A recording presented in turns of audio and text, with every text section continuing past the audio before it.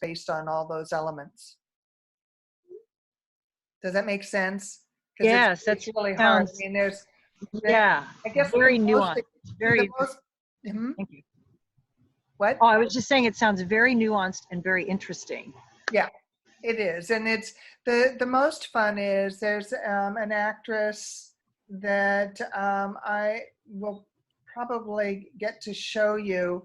I saw a little independent movie that she did the lead of, and our episode needed a psychic girl. Age range could be from 18 to 35 kind of thing, and she was accented, and we brought her in, and I think there was something like 3,500 submissions. And I remembered her from the movie, brought her in, and she ended up getting the role. And it was all ethnicities, everything. And she's an accented gal that got it. So it was kind of fun to be able to do that and have it work, because she was my number one choice out of the auditions. So. And casting directors get their reputation for being amazing by their taste. It's like you're known for that. And Victoria has actually amazing stories about people that she fought for that made all the difference in many of the projects she's done. Cool. Like Lord of the Rings would not be the same if it wasn't for Victoria's casting. If we hadn't found Elijah, I do agree. That was like, it's perfect. In a good way. I have a question. Yeah. Oh, sorry. I'm new.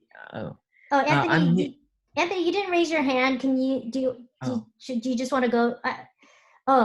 It's okay. Go ahead. I'm new here. So what is this about? I'm new to this workshop. What do you mean? What?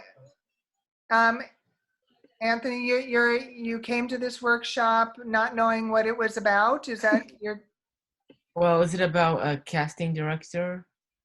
Well, I'm the casting director that's sharing my information of and what I know over 40 years, and how I look for actors, and how actors can see the way we work.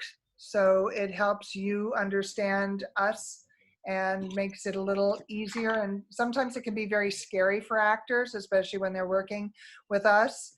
They're not sure how we're going to be.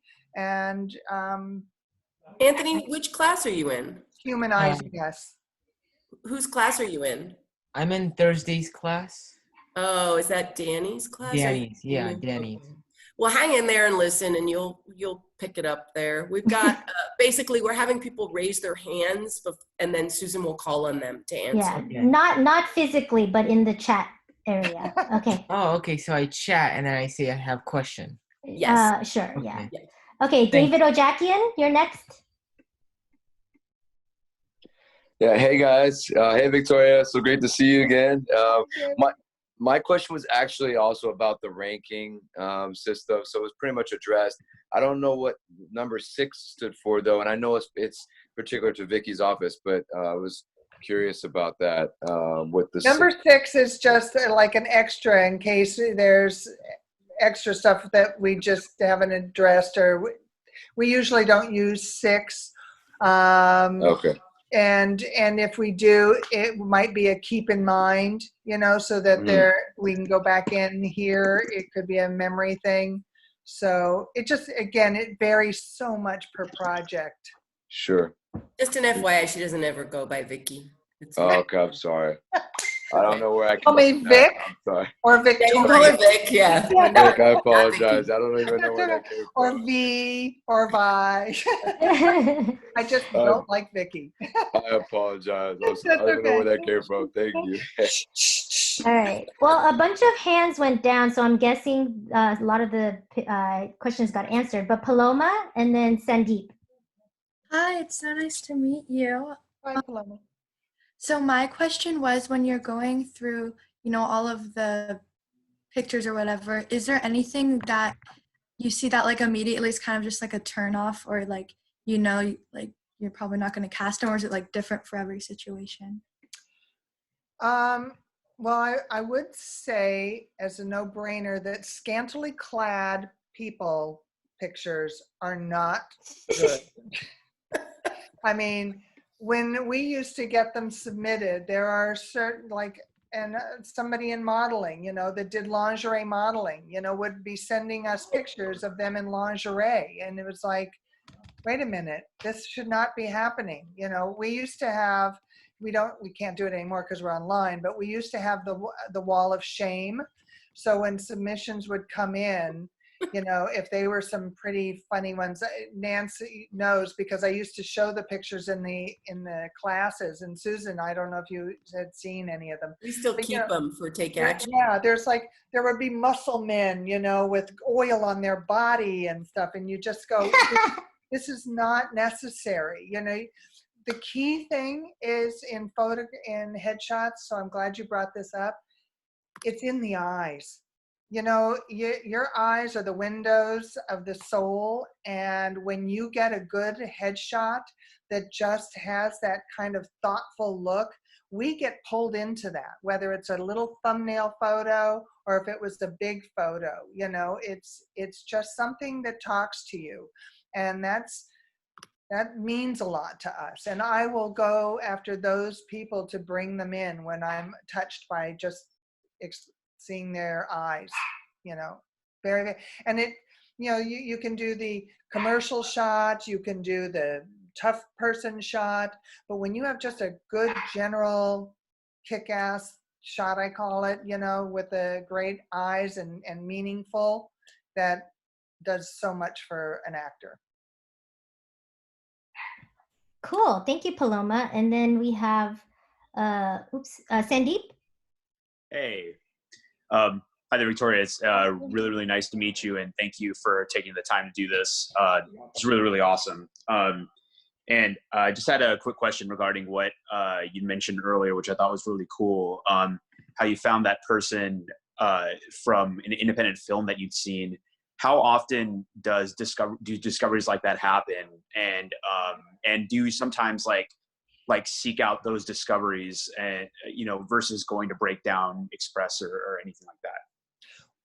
We do both. So in watching, like right now, especially on this quarantine time, watching a lot of TV, making notes of people that you see and wanting to put them in our database, which I will be showing you guys. And so it does work both ways. There's one actress that I watched a movie called Mrs. Henderson Presents years ago, a British film. I'm half British, so I'm a little pro my Brits. Cool. And there was an actress named Kelly Riley that was one of the leads in that movie. And I remember telling Scott, I want to have her work here in America one day. And I got the privilege of getting her into our movie Flight. She was the actress opposite Denzel Washington in Flight. Oh, wow. That's really cool. And she was a British actress, and she played this Southern heroin addict. And her agent had called me at one point before she was putting herself on tape, and like, Victoria, why did you think of her for this? A heroin addict. And I just said, I just instinctually know that she can do this. And yeah. She went on tape.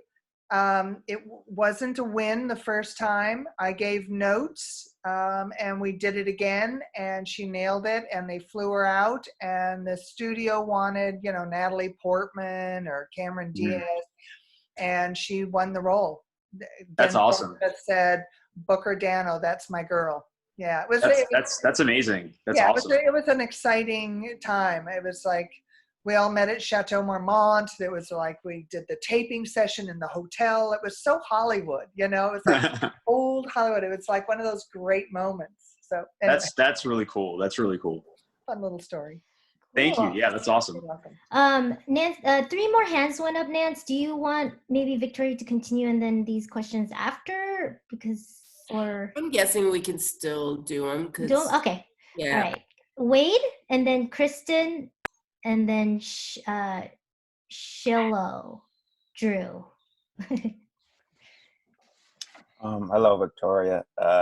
It's a pleasure to meet you. I just have a question about posting I guess it's called tapes, like audition tapes on a website. What exactly are you supposed to do in your tape? Like, what exactly are you supposed to say, or stuff like that? For a little more clarity, is this a audition that you've been requested to do, or is this an audition that you're just putting up for having part of your own demo? How are you thinking about it? Well, I was just reading about it. I'm kind of all new to this, Yeah. and it's just curiosity, kind of of course, me being I'm new to this, so of course people I'm assuming in the future someone would like to see a tape of mine, or just a small tape. I just want to know directions, or what's best to do. So yes, I would say if you can put together your own website and put up your clips, that's a great idea. It used to be, in the old days, I should say, not that long ago, that you would always have to post a demo that had work that you'd done on film or television. Nowadays, and it's been this way for quite a few years now, an audition that you've sent in through a manager or personally, you can use that in your demo. So let's say you have 2 minutes worth of auditions that you've done and you haven't worked yet as a SAG actor or non-union, you haven't done a project, then use those clips. So you don't have, I would not put the slate on each one, because you can put your name at the beginning of the demo, and then you can have your auditions that you've done, blending them together. Obviously, you want to do it as professional as possible. And then you can put it up on Vimeo. You can have it on a website. A lot of people put them on YouTube if you're comfortable doing that. So auditions are okay now. I mean, I get CAA, ICM, and William Morris are the biggest agencies, and they do some grooming of young talent. And literally, I've been given 2 and 3 auditions to show somebody's work ability instead of film or television that they've done. A lot of times you do something and you can't get a hold of it for a year. So it's really the auditions that are going to be representative for you during that interim time. Does that help with an answer? Yes, it does. Thank you. Thank you. I think you're a little bit more flexible on those things, but from our casting director guests, which I think is awesome that you're more flexible about that. Yeah. We just got a million more hands. No, I'm just kidding. After that question, Kristen Jack. But now, okay. Jacked, but close. Hi, Victoria. Nice to meet you. I've only been doing this class for about a year, so I'm excited to start meeting, casting directors and seeing behind the scenes stuff. Previous person kind of answered my question, but I don't have a reel yet. I've been trying really hard to get a speaking role. So is there any times that you actually just look at those pictures and you're like, I'm going to bring them in just because I like their look? Yes. Okay. That's the short answer. But if you're doing in class, if there's auditions that you've done and you can do a self-tape, use that as, start a file folder. Okay. So that if you can put it into your Actors Access or, however you can hold on to it, so that at the time, like right now during this quarantine, I saw a bunch of casting directors requesting people's tapes and just saying, and sending out, like somebody sent out a NCIS and sent it to a bunch of people and said, do your take on this and send it in. So they would put it in their database because they were going to be going back to the series. So they were kind of compiling some stuff. But if there's a scene or something that you feel that you do well, do it and keep it on file for that moment when it's needed. Awesome. Thank you. You're welcome. Okay, Shiloh. I'm sorry if I'm saying your name wrong. It's fine. Shiloh. My name is Shiloh Halbert Rudy, and thank you, Victoria, for your time. I really appreciate it. You're welcome. So I just want to know, do you in your experience, do you usually find that child actors play less roles? Age? Are you talking about a certain age? Yeah, like middle school to like early high school or like late elementary school. Well, that's kind of a hard one. There's always children and preteens and teenagers in series and films. Like we just did The Witches, and it was 2 kids and Octavia Spencer, 9 and 11. So it just depends on what what's out there. I mean, it varies all the time, but you know, you've got the Disney Channel, you have CW, you have all sorts of platforms that use children. The biggest hurdle if you're a teenager is they'll want somebody over 18 to play 15, 16. Yeah. So percentage wise, there are less jobs for that age range, but it doesn't mean you can't work, and it's great to get started when you're younger. Yeah, absolutely. Okay, cool. Thank you. Thank you. In fact, I'm Julian. going to show you guys my witches auditions, the 2 that I'm so won the excited. roles, and they had basically done no work before getting these 2 lead roles on our movie with Robert Zemeckis. And they were amazing. Yeah. Yeah. Oh, oops. I have Megan again, but can I get Julian first, and then Megan, maybe since you already asked the question, I will get you after. Julian sorry, I can't say your last name. Julian. Michelici. Michelici. All right. Nice to meet you again, Victoria. You're welcome. Can you hear me? Hi, there you are. Hi. Hi. Yeah, I've seen you in church before. I never got a chance to meet you there, so nice to meet you now. Yeah, I've been doing class a couple of years. I got to start going to workshop now. But I had a question about the union. I don't know if it's the appropriate thing to ask, but I was wondering if we have to join the union, or when we have to join the union, what would be the right time to do so? Well, once you join the union, you can't really do non-union stuff anymore. And so it makes it harder to get work. I have 2 very dear friends, and they were getting a lot of auditions in the non-union area. And they ended up getting union jobs through me, and it's made it a little more difficult. So it just depends for you when you feel that the time is right, because you can pretty well buy into it now, can't you? But it's expensive. It's like No. $32. No, you can't buy into it. No. Wait, can't you do it through ACTRA? I thought that was. No, that was just a very short window of time before the unions merged. Oh. So you still have to be Taft-Hartley'd. Now. Yeah, we did some Taft-Hartleys, but then there were some other people that we were dealing with that it seemed like that they just needed to go down and buy in. I was like, oh, okay, so that seemed new. So. Yeah. Well, Nancy knows more than I on that one. Okay. Well, thank you so much.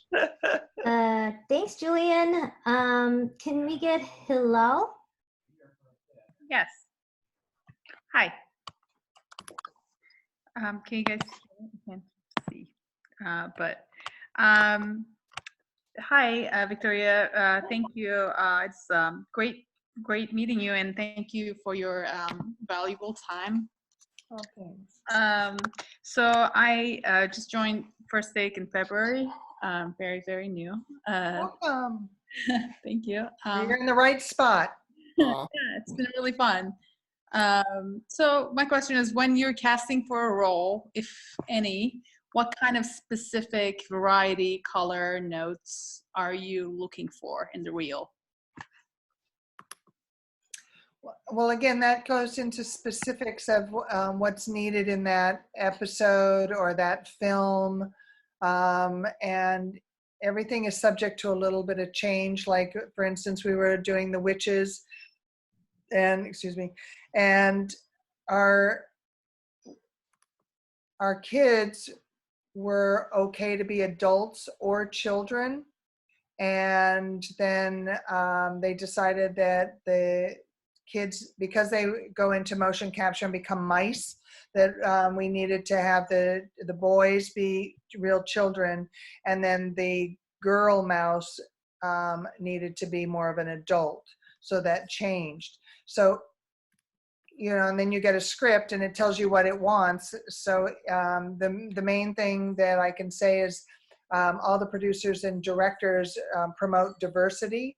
And if there's a role, because there's a lot of roles that tend to be more male in scripts, we tend to promote saying, can this also be a woman? So that's the best I can give you on that answer. Thank you so much. You're welcome. And accents are okay too. Great to know. We love accents. Always. It's like this whole world is so diverse. Accents are great as long as you can be understood. That's the key. Thanks so much for saying that.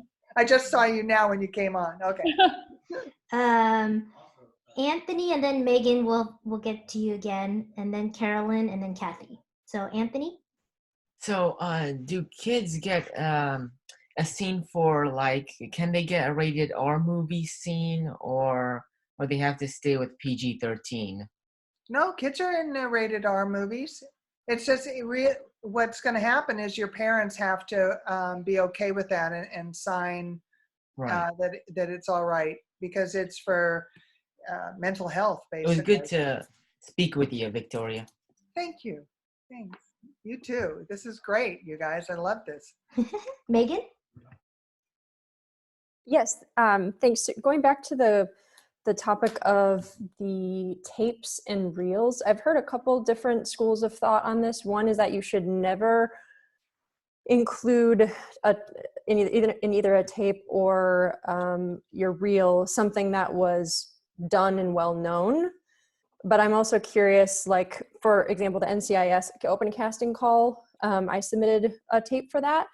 But I'm curious, like, is it taboo to, like, post those tapes on your social media, or is it taboo to use that as part of your reel? Because I've heard that in some cases you should not do that for auditions. So I'm just curious on your thoughts on that.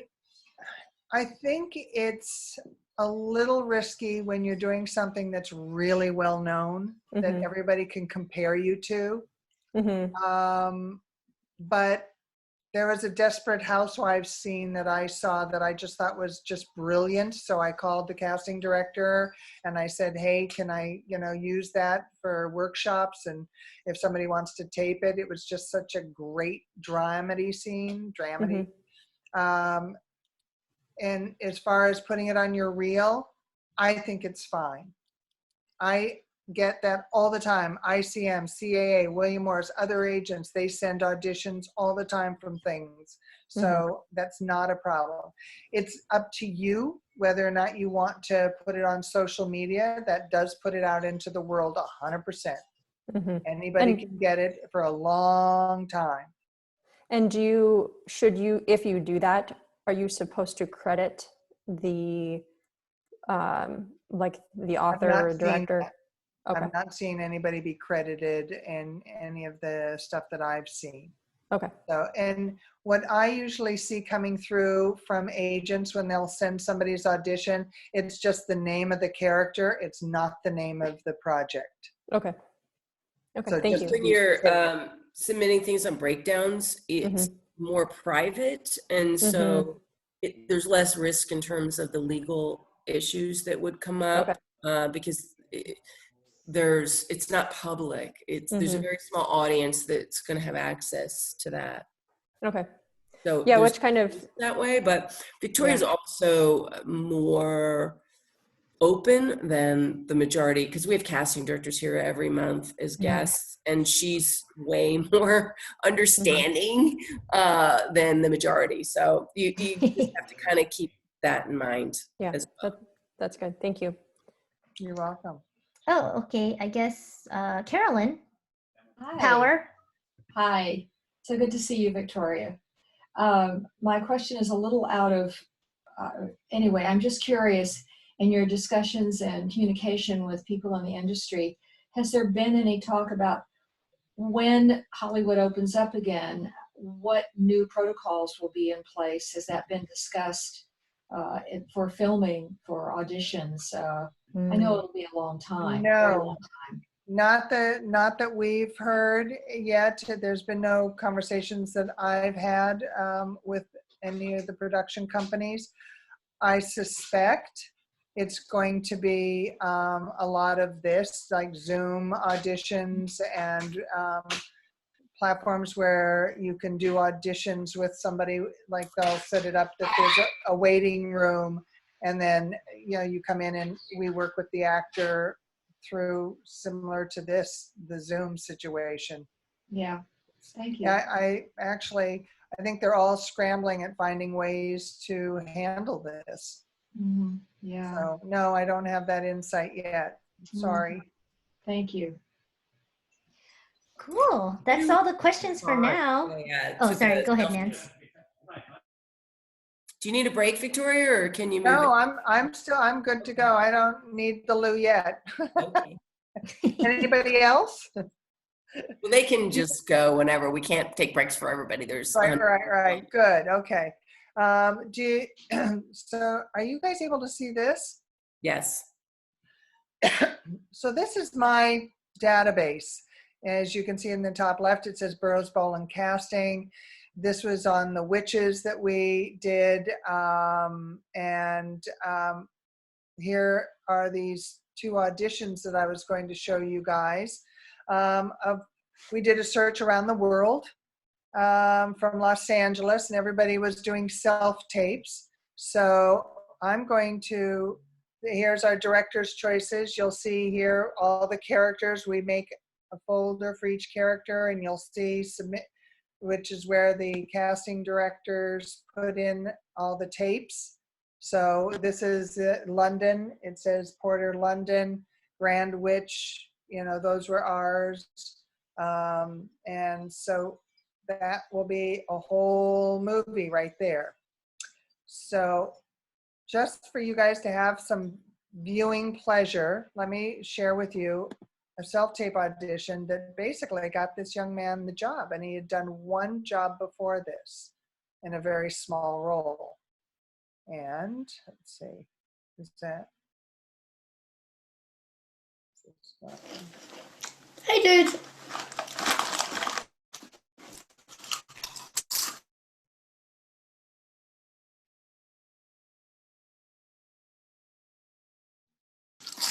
What a good one. Like an entering? No.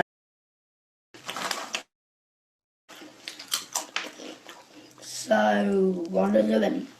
Looking for a quiet spot. For what? Training. Training what? What's his name? It's Daisy, and her name's Daisy. She's not too comfortable around strangers. Do you know how long a mouse lives? No, never thought about it. I do. About 2 or 3 years. That's not very long. That's why I want to get a dog. They can live 15 to 20 years. Don't you do any tricks or anything? We were just about to do some training. Do you want to watch? I don't know. A nice lady told me to meet her at 3:25. She said she would give me 6 bars of Swiss chocolate. Do you know, Swiss chocolate comes from Switzerland. You ever been to Switzerland? Me neither. My dad keeps saying he's going to send me boarding school there. What's your name? I'm Bruno! I've been looking everywhere for you, young man. Your father is furious. Hey, Mum. It's my new friend. Nice to meet you. So this was his acting coach doing this with him. It was written as a Southern boy, and he got to be British because it was so much funnier being that it was British. We had him do it in a Southern, you can see the self-tape with Southern accent right there. But this was just so much fun. And 10-year-old youngster, so that was Freddie Lee. Then I'm going to, here's our lead boy.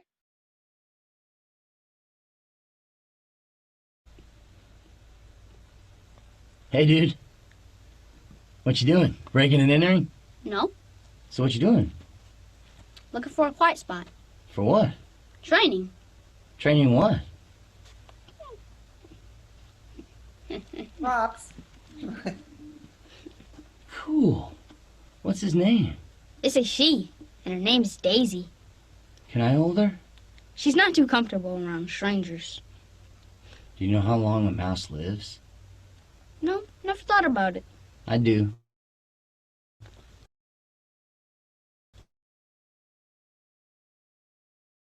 About 2 or 3 years. That's not very long. I want to get a dog. They live 15 to 20 years. Can she do any tricks? We were just about to do some training. Want to watch? I don't know. What time is it? So there's, and Jazeera ended up with the lead opposite Octavia Spencer. Then I'm going to say, this is Barishnikov is, this is his daughter. And I'm showing these all to show the creativity that people are doing in self-tapes. You need to be more than just a talking head. You need to show what's going on in the scene, and it's so helpful, especially for us, to see what you bring to the character. So I made him do that. Let's see, we've got.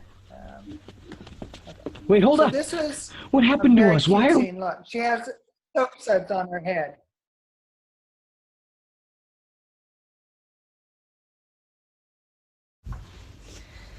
Don't forget to wash behind those little pink ears. I won't, Auntie Grandma.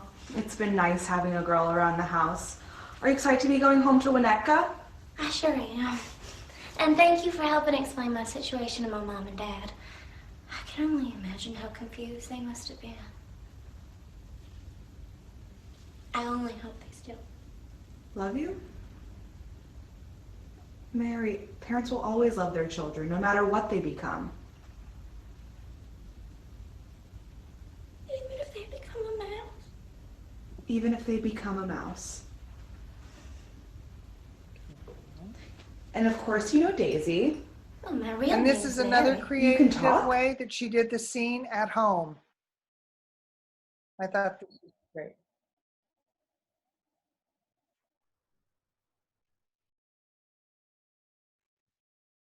You see that? She has a whole bunch of the potion in that ice bucket. We have to sneak in there and swipe a bottle. But we're mice. How are we going to do that? I have an idea. All right, kids, let's find every bottle of potion. She's playing a mouse. He's gonna have to stay in that cage for a bit longer. I'll call the manager to let him out once we're out of here. We'll get the ones from under the bed. That cheese sure smells good. Don't be stupid. Stay away from the... I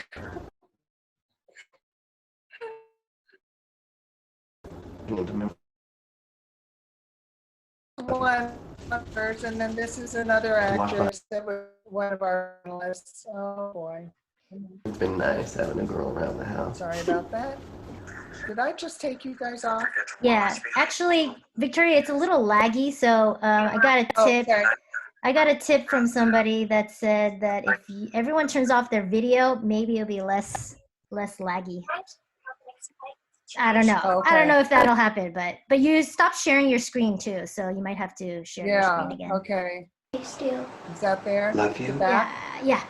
Remember, So Mary, here's just parents will always love their creativity. children, no matter what they become, It's a shower scene, a bathtub scene. Even if so she they put become a towel mouse? around her head. even So if they those become kinds a of mouse. things are artistic and really worth doing. So that was that. Does anybody have any questions in terms of that? Valentina does. Okay. Hi, it's me again. Hi. Oh, that was so useful. Thank you. I love this so much. So what I noticed in a couple of those is they're not just the blank wall, and it was very effective. You know, like the on the couch and in the closet, kind of crawling around. So, do you recommend using that type of thing judiciously, of course, to kind of set the scene as well, as long as the lighting is good and the background isn't too busy to make it hard to see what's happening? Yes, I do. Because to me, and what I have found that our directors respond better to getting a sense of what they're creating. And so in doing even Project Blue, anybody that self-taped, if they were in the scene, like I'm going to show you one where, darn it, sorry, trying to get this, it's a little slow, sorry about that. So for instance, there was an actor that was in England and I said, I need you to self-tape. And I said, so don't do just a talking head, create what's going on. Your internet connection is unstable. You guys, If you close your other windows out, it helps too, Vic. Oh, my other ones? Yeah, the stuff that you don't need, if you close all the other things on your computer, it'll help. Okay, I don't know. Let's see if this. And everyone, please, yeah, if you turn your videos off, it's going to increase the bandwidth of Victoria's computer. So okay. Is that, I can go off of breakdown. These are awesome examples, Vic. Really amazing. I can always go back to breakdown. So I'm going to show you, Daryl Sabara ended up doing, he was Junie in Spy Kids, but I'll show you, I said, we need your tape within 24 hours. You've got to get it done. And so he ended up getting the job off of this. Everyone else did not do this much work.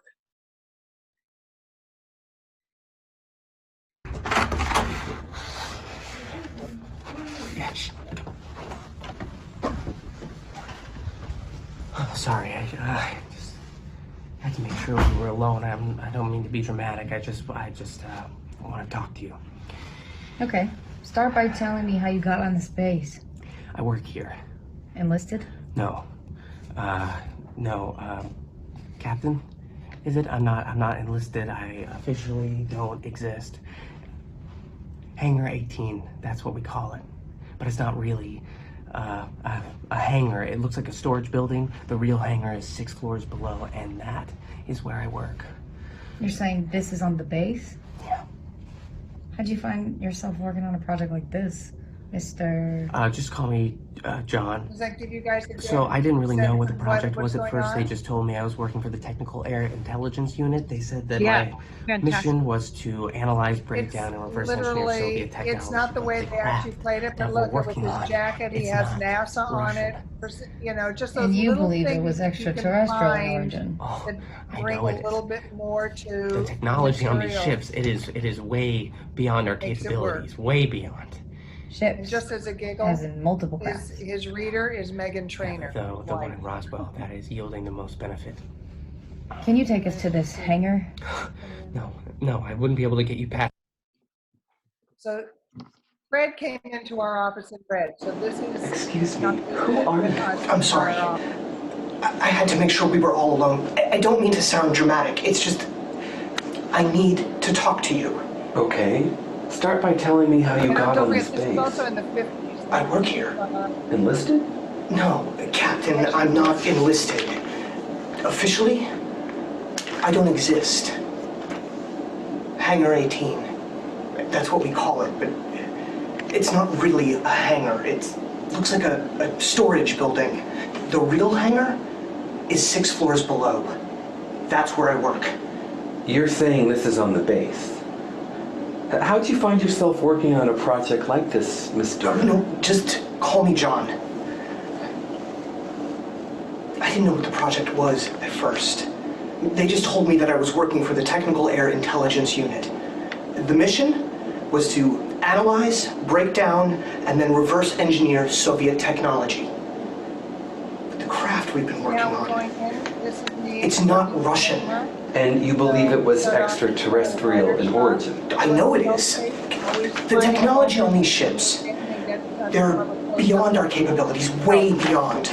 Ships, as in multiple craft? So, does that inspire any questions? Yeah. Pragati?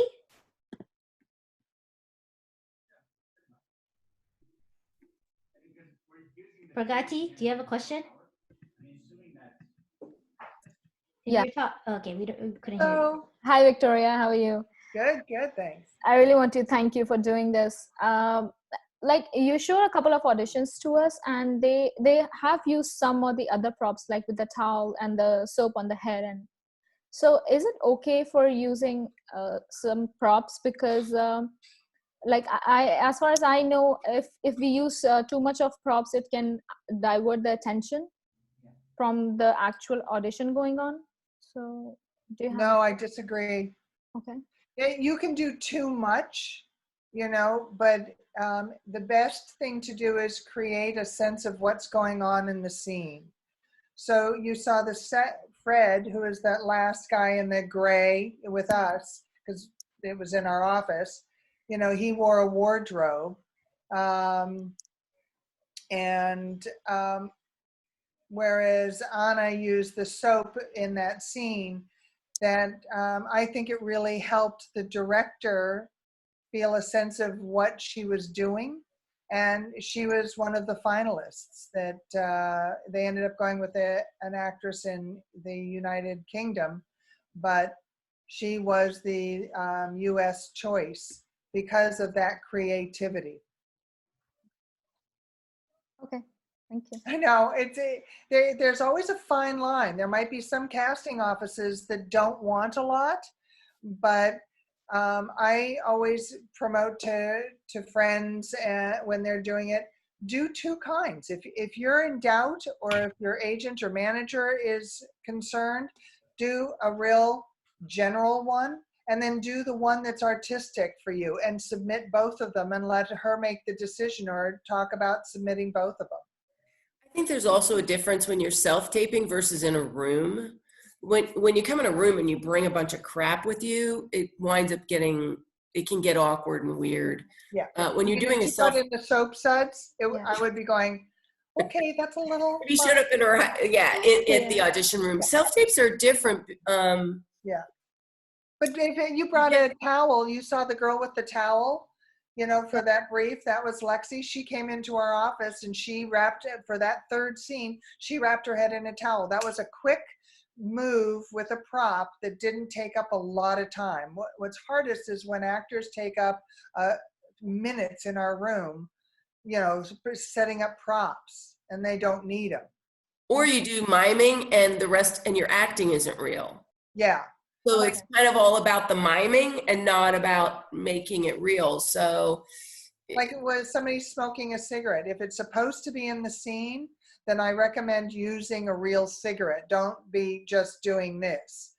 Have a prop in your hand, and just don't light it. Okay. Some actors think they have to light it in the room. I had an actor one time, it was not in the scene, but he took a lighter and he kept trying to light his pants on fire in the room. We were just like, this has nothing to do with what the scene is. So we had to tell him to stop. I mean, I was pulled out of a chair. A guy was doing a bomb, putting together a bomb, and came over and grabbed me and threw me against a wall. And it was like, this has nothing to do with the scene. The producers had to stop him. And so we've had some really bizarre stuff. You don't want to kiss somebody, there's those kind of things. But anyway. Cool, Victoria. Thank you Actually, very much. it was. Oh, thank you, Pragati. When you were playing the video, the last video, we couldn't hear anything you were saying because the video was louder than your voice. Oh, okay. Yeah. So just for side note, I don't know if there was. There might have been something important you said there, but I wasn't sure. Try not. In other words, Victoria, don't talk when the video plays. Got it. Got it. So, Nance, you had asked me to play this one when we were doing, Women in Marwyn. Gwendolyn Christie was on Game of Thrones, if you're a Game of Thrones watcher. And in speaking to her agent, she was going to self-tape, God bless her, and she was on the road doing press for the series, and she was just going to take her cell phone and just say the words, and we said no, we know our director and he would like to have a little bit more going on. So I gave her these notes to do for this scene, which you were about to see. She took every single note that I gave her, and my little, pat on my back is she got the role, which I love because she's brilliant anyway. So here she is doing the scene that we directed her to do, which Bob loved. Okay. 7th take.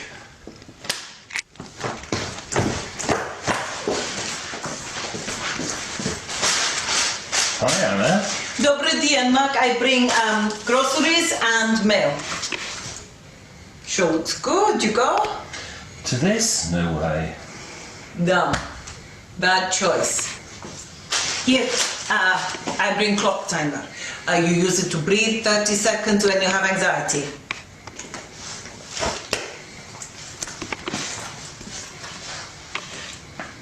How are you, Mark? Ben? Okay, pretty good, I guess. How is Captain? He just got shot. Really? Oh, like Stalingrad.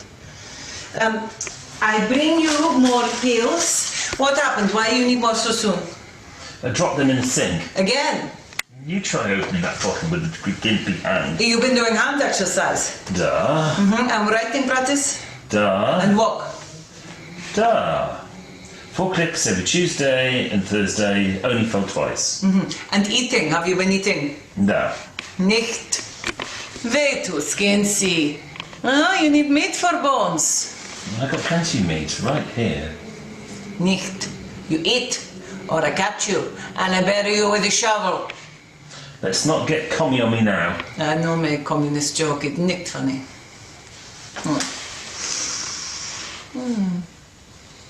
Good. Kroshko. Okay, I go now. Oh, I nearly forgot. I saw Julie. She says hello, and she ran Rochester Marathon. How is Julie? She's still in Ithaca? Yeah, and her kids, they grow 6 and 8. 6 and 8, wow. Okay, I go now. See you next month. And please, do not lose pills. And go to your show. Don't be stupid, be proud.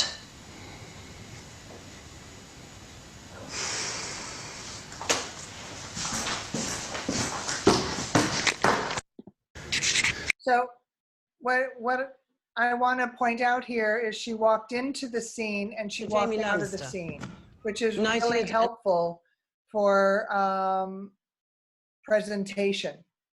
So it looks better versus just looking down or just all of a sudden starting the scene.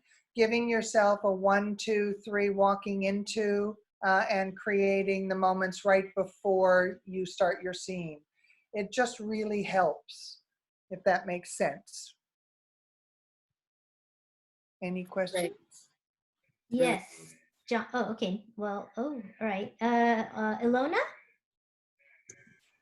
So earlier we were talking about how like you had people who auditioned and like someone like tried lighting his pants on fire or whatever.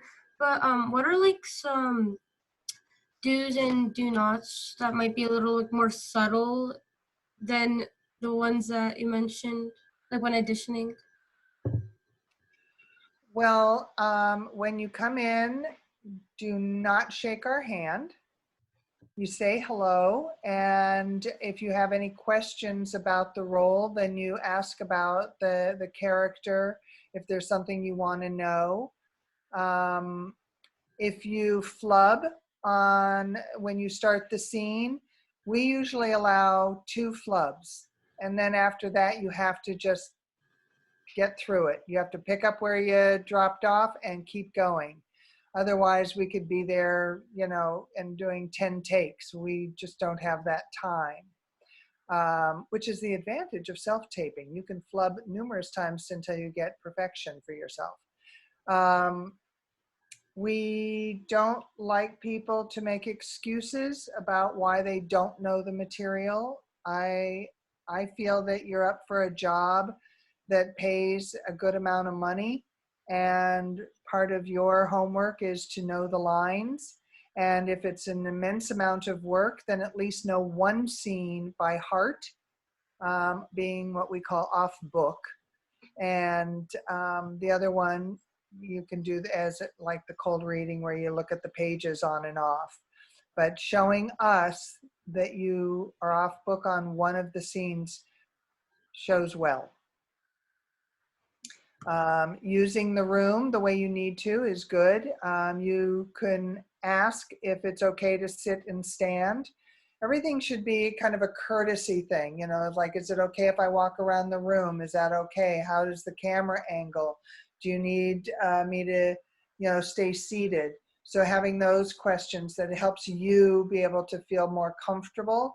Also, coming dressed in the role, in the essence of the role. We don't want you coming in looking like you're in fatigues for a military role when you're going to play a doctor, unless it was a military doctor. You don't want to come in looking like a cowgirl from your last audition if you're going to play a nurse. So you have to dress in the essence of the character. And so I said, don't shake hands, and not making excuses. That's kind of the key things for my office. Thank you. You're welcome. 2 more questions, Anthony and then Lorena. Okay. Hi. So I have a question. So does the casting director give scripts for these people to act in front of them? Yes. And then if they do good, they pass and they can choose a movie? Well, what happens is that let's say we'll read, like I showed you from the breakdown, 19 people read for the role. Out of that, Scott and I choose what and who we think are best for them to submit to the producer and the director.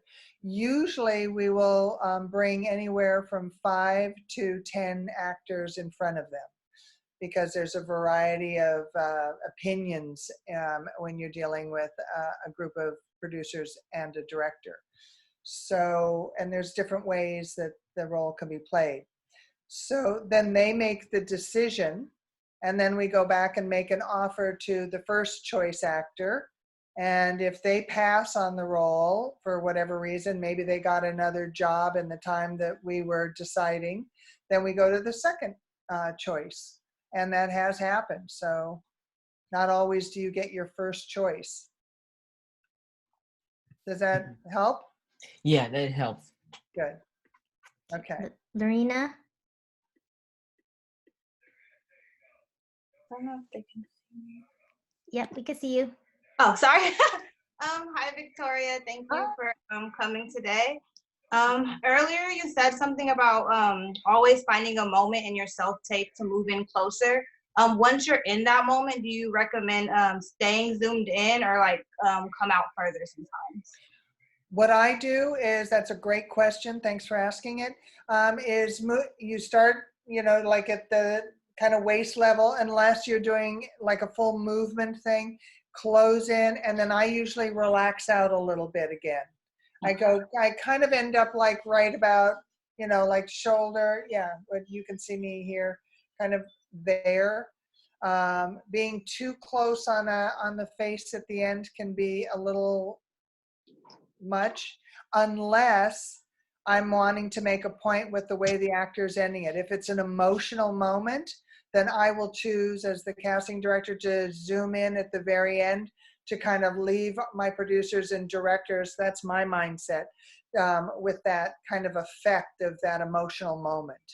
So again, depending on the scene, think of yourself as your own filmmaker and how you would, like, how am I going to enhance this to make it look great? You are basically producing these little self-tapes to put forward to win the role, And as you see, actors do it so different. There's so many varieties of the way a scene can be done.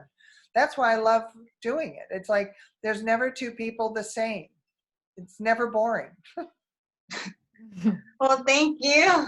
You're welcome. I'm going to show you, speaking of that, I'm going to show you 2 auditions.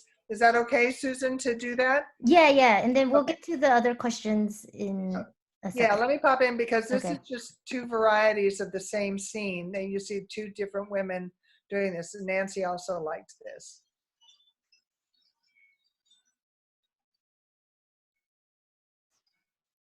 Okay, this is a farm woman. You'll get it. All right. Action. Libby, stop that.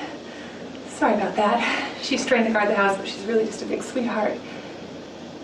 You're the men from the Air Force. Yes, Mrs. Chapman. Laura, please, this is my husband, Rex. We are so happy you're here. I read about what happened in Washington, D.C. It was in all the papers, but well, we just didn't really know who else to turn to. Figured everyone else would just think we were seeing things. And what exactly did you see? Well, it's like I said when I talked to your partner. First thing we saw was the blue light chasing through the trees. How good a look did you get at this alien? It was dark, but it was tall. Long arms. Almost hairy. But I could see its eyes. That's when Rex shot it. I don't know if I hit it though. And we ran like hell all the way home. I think we need to see where you had this encounter.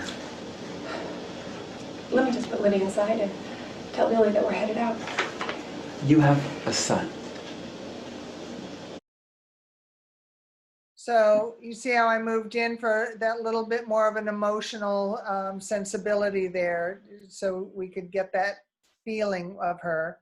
And I showed more of her wardrobe because we loved what she did with her wardrobe. So here's another gal that did the same scene. Libby, stop. Sorry about that. She's trained to watch the house, but she really is a sweetheart. Are you the men from the Air Force? Yes. Mrs. Chapman? Laura, please. This is my husband, Rex. We're so happy you're here.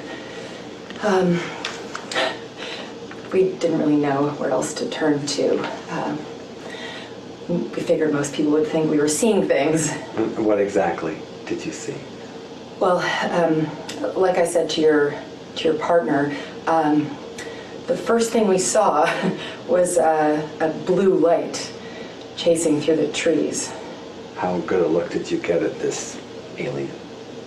Well, it was dark, but it was tall and long arms, almost hairy. But I did see its eyes. That's when Rex shot it. I don't know if I hit it though. Then we ran like hell all the way back home. I think we need to see where you had this encounter. Yep, I'll put Libby inside and let Billy know we're headed out. You have a son? Yes, he's just turned 10. So in this situation, you see that the first actress, Audrey, stayed standing and she wanted to sit.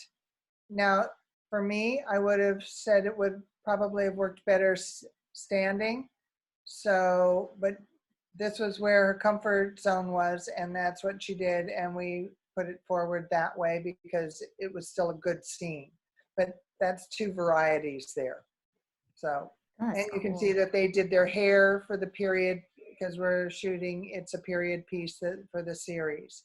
So all these things really help our director and producers kind of get drawn in to the actors that do this when you see so many actors. And when somebody comes in not in the vein of the role, it's just a big turnoff. And you can see how specific they are, how they created the environment, how they created the people that they're connecting with, that their imagination, you can see what they're thinking. It's like you see the farmhouse, you see the dog, you see the FBI, you know. Yeah. Did we Great examples. Did we want to do questions again, or?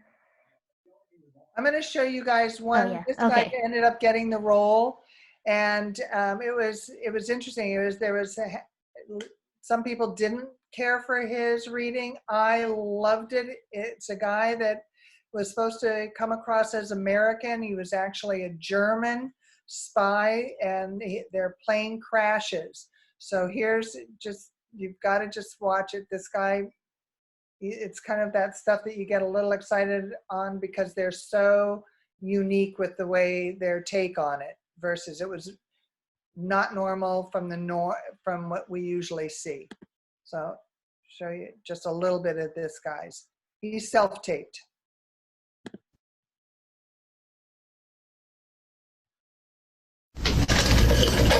What's your name, pilot?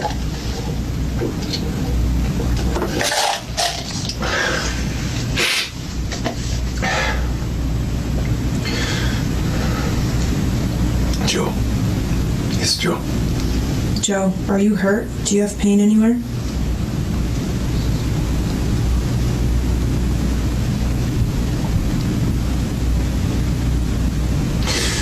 Where am I? You're in Canada right now, just outside of Hartley Bay. It looks like you were involved in a plane crash, possibly with another aircraft of some sort. Can you recall anything about what happened last night?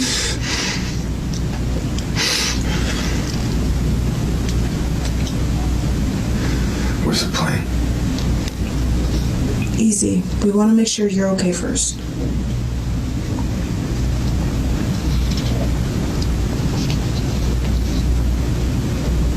Who are you? I'm Captain Michael Quinn. This is Dr. Alan Hennick. We're with the U.S. Air Force. Air Force. American. That's right. I thought we were in Canada. We're with Project Blue Book. We were asked to help investigate the plane's disappearance. According to the radar, there was another object in your flight path.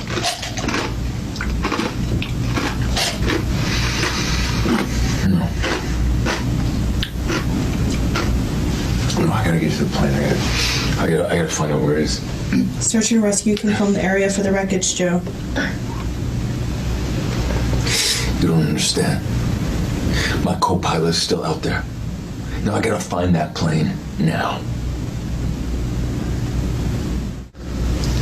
Well, like, pretty good American accent you got there. Spasibo. You Soviet Air Force? Sure fouled up this mission, huh? Move. You know, you got half the Royal Canadian Air Force out here looking for you right now. I don't care about that. Well, I don't know what you're planning on doing right now, but with no plane, no way out, hurting us won't help you in the least. I'm not going to hurt you, okay? I need your help now to find the rest of the plane. This thing's probably scattered in a million pieces around here. You're lucky you're even alive. I don't care about that. I need what is on that plane, and it's still intact, because if it wasn't, then everything around there for 50 miles will be destroyed right now. Are you saying? So see how interesting he brought, I mean, the drinking the water and just the shaking. He did it with a beard. He had to shave all of the beard and be clean shaven. His hair's long, but he gave us the sense of what was really going on. Somebody that had just crashed in a plane, whereas everyone else did not show that kind of, stressed out quality. And to me, he just owned the role. and just brought an A game in a unique, and yet he's more of a talking head, but it was just so intense. So he ended up getting the role, but the condition was he had to shave. So now open for questions. Romy? Much for all these videos and wonderful lessons from you. The question is related to slates. When I'm sending a self-tape, should I also add a slate to it? That's what my acting coach tells me about. I haven't seen any one of the demos that you have shown me. What's your take on that? Yes, you always do a slate. My suggestion is do the slate at the end, because when we upload the video, we don't like to have the slate, because when we're showing our producer and our director, we want to show them right away the scene. And if you send a slate in the beginning of the tape, which is part of the audition, I have to go in and edit that out. And I don't like spending my time doing that. Wow, that's an interesting feedback. Second question, when you are looking at this casted system, I am seeing on the right-hand side a lot of references from IMDb.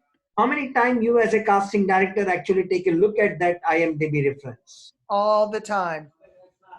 And it's really helpful when we show an actor like this, like you can see where I put his height is 6 feet. If I can get his age, I'll put in his age. I put in all this information under age range, ethnicity, and because he's Canadian, that can be helpful sometime.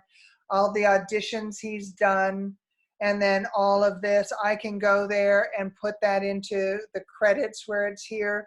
I can print this out and give it to my producers. So they'll have a sheet of all these pictures. I have to find the picture and put the picture in there. I go to IMDb and find their picture. I hand put in all this stuff. We hand put in all of this information. So this is very valuable, but it doesn't mean if somebody doesn't have it that they're not worthy. I get excited at finding new people. So every job we do, we always try and meet new people. It's my own personal choice to do. Thank you very much. Oh, you're welcome. Calissa? Hi, Calissa. Hi. Thank you for holding this workshop. I've learned a lot, and especially during this difficult time. And I hope you're safe and healthy and happy. I am. I'm good. Thank you. Okay. But my question is, do you cast people mostly based on their looks, or like how much do looks affect or influence the casting of a person?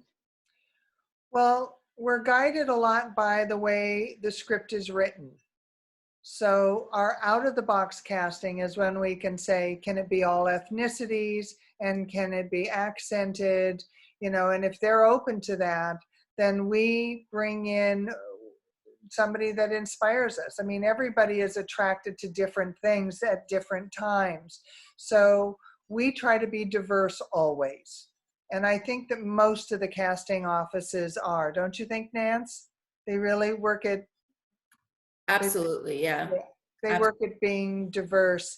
So do looks have something to do with it? Yeah, if somebody, it's interesting. When I met Tom Cruise a month after he got his SAG card, and his manager said to me, oh my God, this kid is gonna be a movie star.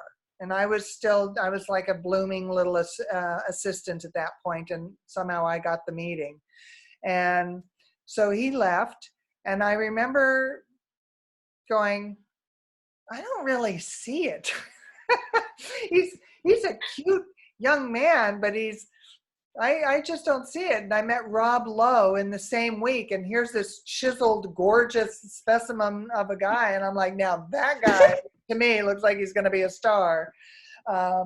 So I told his manager, I said, I hope so for you. He's your client, but I'm not seeing what you see at this point, because we were really good friends at that time. And of Yeah. course, Tom Cruise like put me to shame because he is a #1 star. But he grew into it.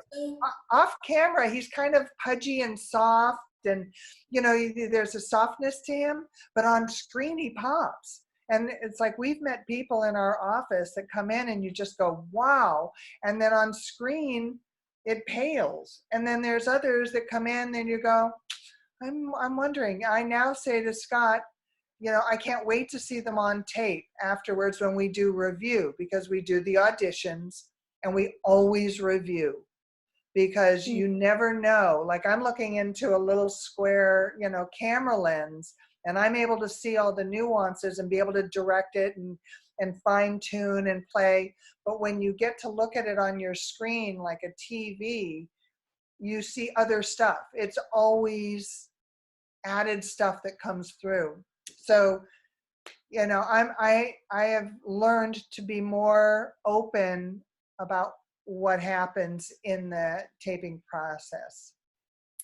I say too, when people are talking about looks, I think a lot of actors think it's how good looking you are, which is what Victoria's talking about, Rob Lowe versus Tom Cruise. But you've got James Gandolfini and people like that are not like hotties, but are brilliant actors. And there's tons of work for many kinds of looking people. And so I feel like there's a weird idea that actors have that somehow everybody's got to be hot, instead of the fact that there's so many categories of people that are amazing and take our breath away, that aren't like.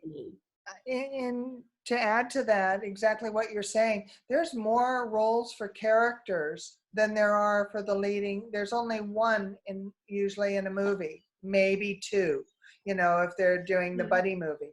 After that, it's surrounded by all these rich characters, and some of those characters, like who thought Bruce Willis was going to be a leading man back then? He thought himself a character actor, but and there's a lot of offbeat looking guys that are leading men. But ultimately, to me, I think character roles are the most fun, and there's more of them to do.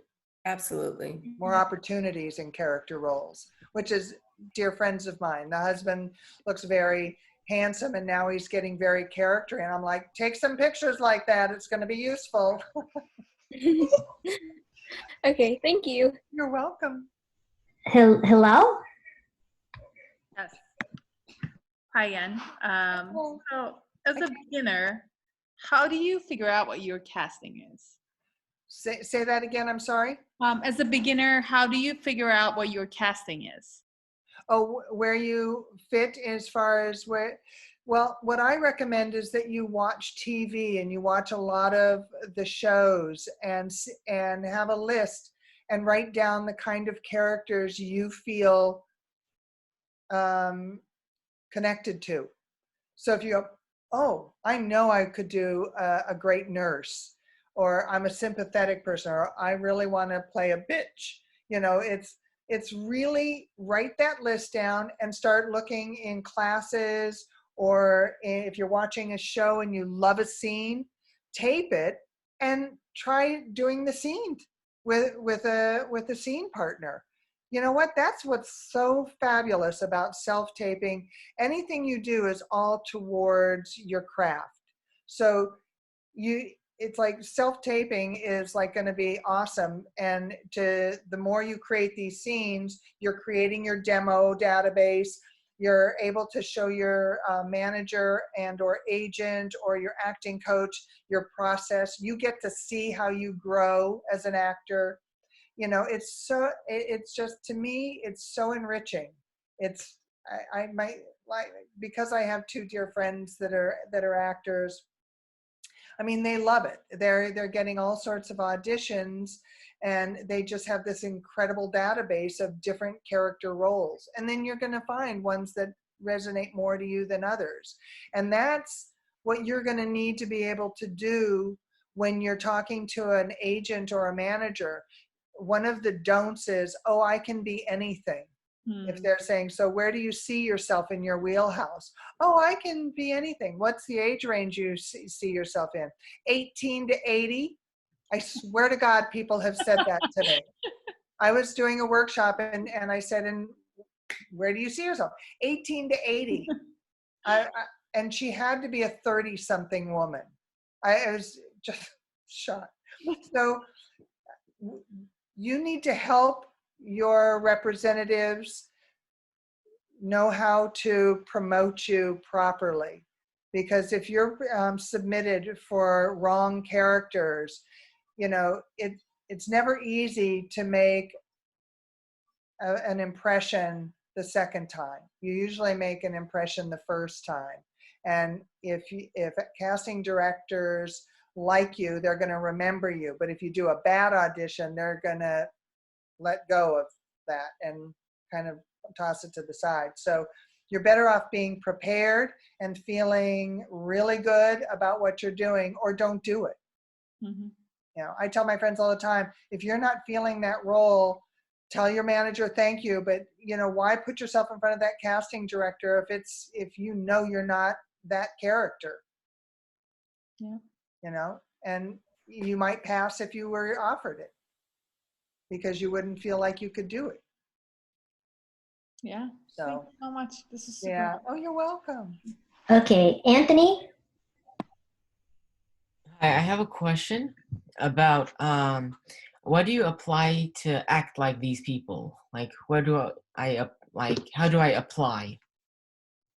To act for a project? Yeah, or a casting director. How do I act for the casting director to be an actor? Like, how do I do it? Well, that's going to be in time. Once you feel ready to have a representative that takes you on as a client, then they usually promote you to casting directors like myself. So right now, the job is, you're new at this, right, Anthony? Yes. So what you're going to be working on is fine-tuning your craft where you feel really good about auditioning. So you're going to be doing a lot of mock auditions or pretend auditions, right? Right. And then through the guidance of your acting school, you know, and also the community out there that's in agent management, then when you're ready to look for that representative, then they'll start submitting you, and then you start going up for jobs. But there's so much to learn. You have to be able to hit your mark, do the walking, the talking. There's so much involved with it. So don't go out there before you're really ready. And that's why this school is really a plus for you, because you get to learn from all the tools. Right. I have a question. Where is it located if I want to be acting like this? Hollywood, right? Hollywood, yeah, we're down in Los Angeles. But there's all sorts of offices, and most offices you can't walk into. It's all done like this now, remotely. And Right. A lot of people don't have offices, or they have production offices on film lots and television lots. Right. But I'm talking about after COVID, you know? After COVID. That's going to be the way it is. It was like I had an office on a lot, and people couldn't just walk in. They had to have an appointment. So you have to use your representatives in order to help you get the right audition for you. Okay. Thank you. You're welcome. Thank you. Arnold Tolentino. Hi. Hi, Arnold. Yeah. I can see you. Yeah. Hi. Hey, so I have a question about self-tapes. That last one that we saw, the guy who was drinking the cup and stuff. Yeah. I noticed that I think his self-tape started with his agency information. Yes. And I noticed that some self-tapes do that, some don't. Do you have a preference, or do you think one is a norm over the other, or? Put it at the end. See, we were hurried. Normally I would take that clip off because I don't need that. You know, again, when my director and producer are looking at tapes, they have a very limited time to spend with us. They'll give us, half an hour to review or 45 minutes to review. I have to cut to the scene right away. So we prefer, which we ask in our notes, and not everybody listens, is to please put their slate at the end. Okay, so it doesn't matter then, or? It does matter. I mean, I'm sorry, in terms of the contact information. Yeah, the contact information is great to have. I would just put it at the end because it is helpful, because your agents are going to need it so that they can have it as a reference, in their database. So it's having a slate is valuable. Some people would do slates as a separate tape. So I would get 2 auditions. One would be the slate and one is the audition. But we in the casting office don't keep the slates. We only keep the audition. Maybe the agent keeps the slate, but I always recommend put it at the end. Okay, awesome. Thank you. You're welcome. Thanks, Arnold. Maybe just okay, Rome. Actually, can we have not Valen, sorry. Can we have Heather? Because Heather hasn't asked a question yet. So we'll go with Heather Young first. Helps if I unmute myself. I was like, hi, and no one said anything. Yeah, I don't really explain. Just quick question. So now that a lot of us are at home and we do have all the extra time, what are like your top tips that you would recommend actors to either practice and re-practice or to dive into more? The self-taping and not be a talking head. So whatever scenes you're working on, like practice like what you saw Anna Baryshnikov do, like in a doorway and doing the scene and having a reader opposite her, enacting it out a little bit, and then try the same scene with, the talking head bit, and getting up and moving around is okay, but if it's just a stationary with a backdrop, that's one style, and then there's the acting out. I just constantly promote actors to do more and create more of the scene, because that's how I've been able to get actors hired. Again, going back to the movie The Walk with Bob that we did, and they told us that they wanted only actors out of the US and Canada because they were shooting in Canada. And this management company, one of the big ones, knows that we're very creative and open-minded, and they sent me this tape of this young actor that did 2 scenes, one on his roof and one in his apartment, and it was just so uniquely done. And I said, I have to show Bob. And so I apologized to our producer because he lived in Australia, and so I said, I'm sorry I have to do this. And Bob looked at it, and he very rarely says, book him, Dano. And he saw it, and he goes, he owned it, book him. And it's like, so, and the actor offered to get himself to Canada by himself and be what they call a local hire. I did convince the producer to fly him, and so they brought him over, and they paid for it. So, but he went the extra mile on his scene. So I would just practice that, because self-taping is going to be the big key, and finding ways to be creative and artistic and still get the scene done where we can see you, where we can hear you, and the lighting is good. It's gonna make the difference between a job and no job. Can you tell the Max Martini and the Elijah Wood stories? So there was this young man, I don't have his tape because I think at that point we were doing VHS. So where it was FedExing it to us. But we were doing the movie Contact with Bob and Jodie Foster, and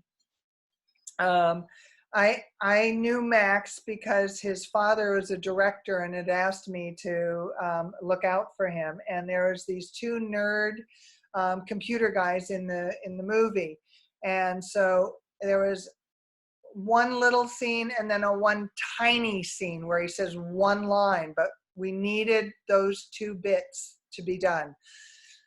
So I called Max and I said, please go into our casting office in New York and put yourself on tape with them. And he called me afterwards personally and he said, look, I don't think I nailed it. I really don't. Do you mind if I do my own tape? And I said, sure, go for it. You know, send it to me. I'll let you know. And so he did. And the first one was him at a computer and he smoking a cigarette and he's typing on his computer and he throws the lines in it. Great angle, looked very artsy. The second one, for the one line that he had to say, he took it down onto the street of New York.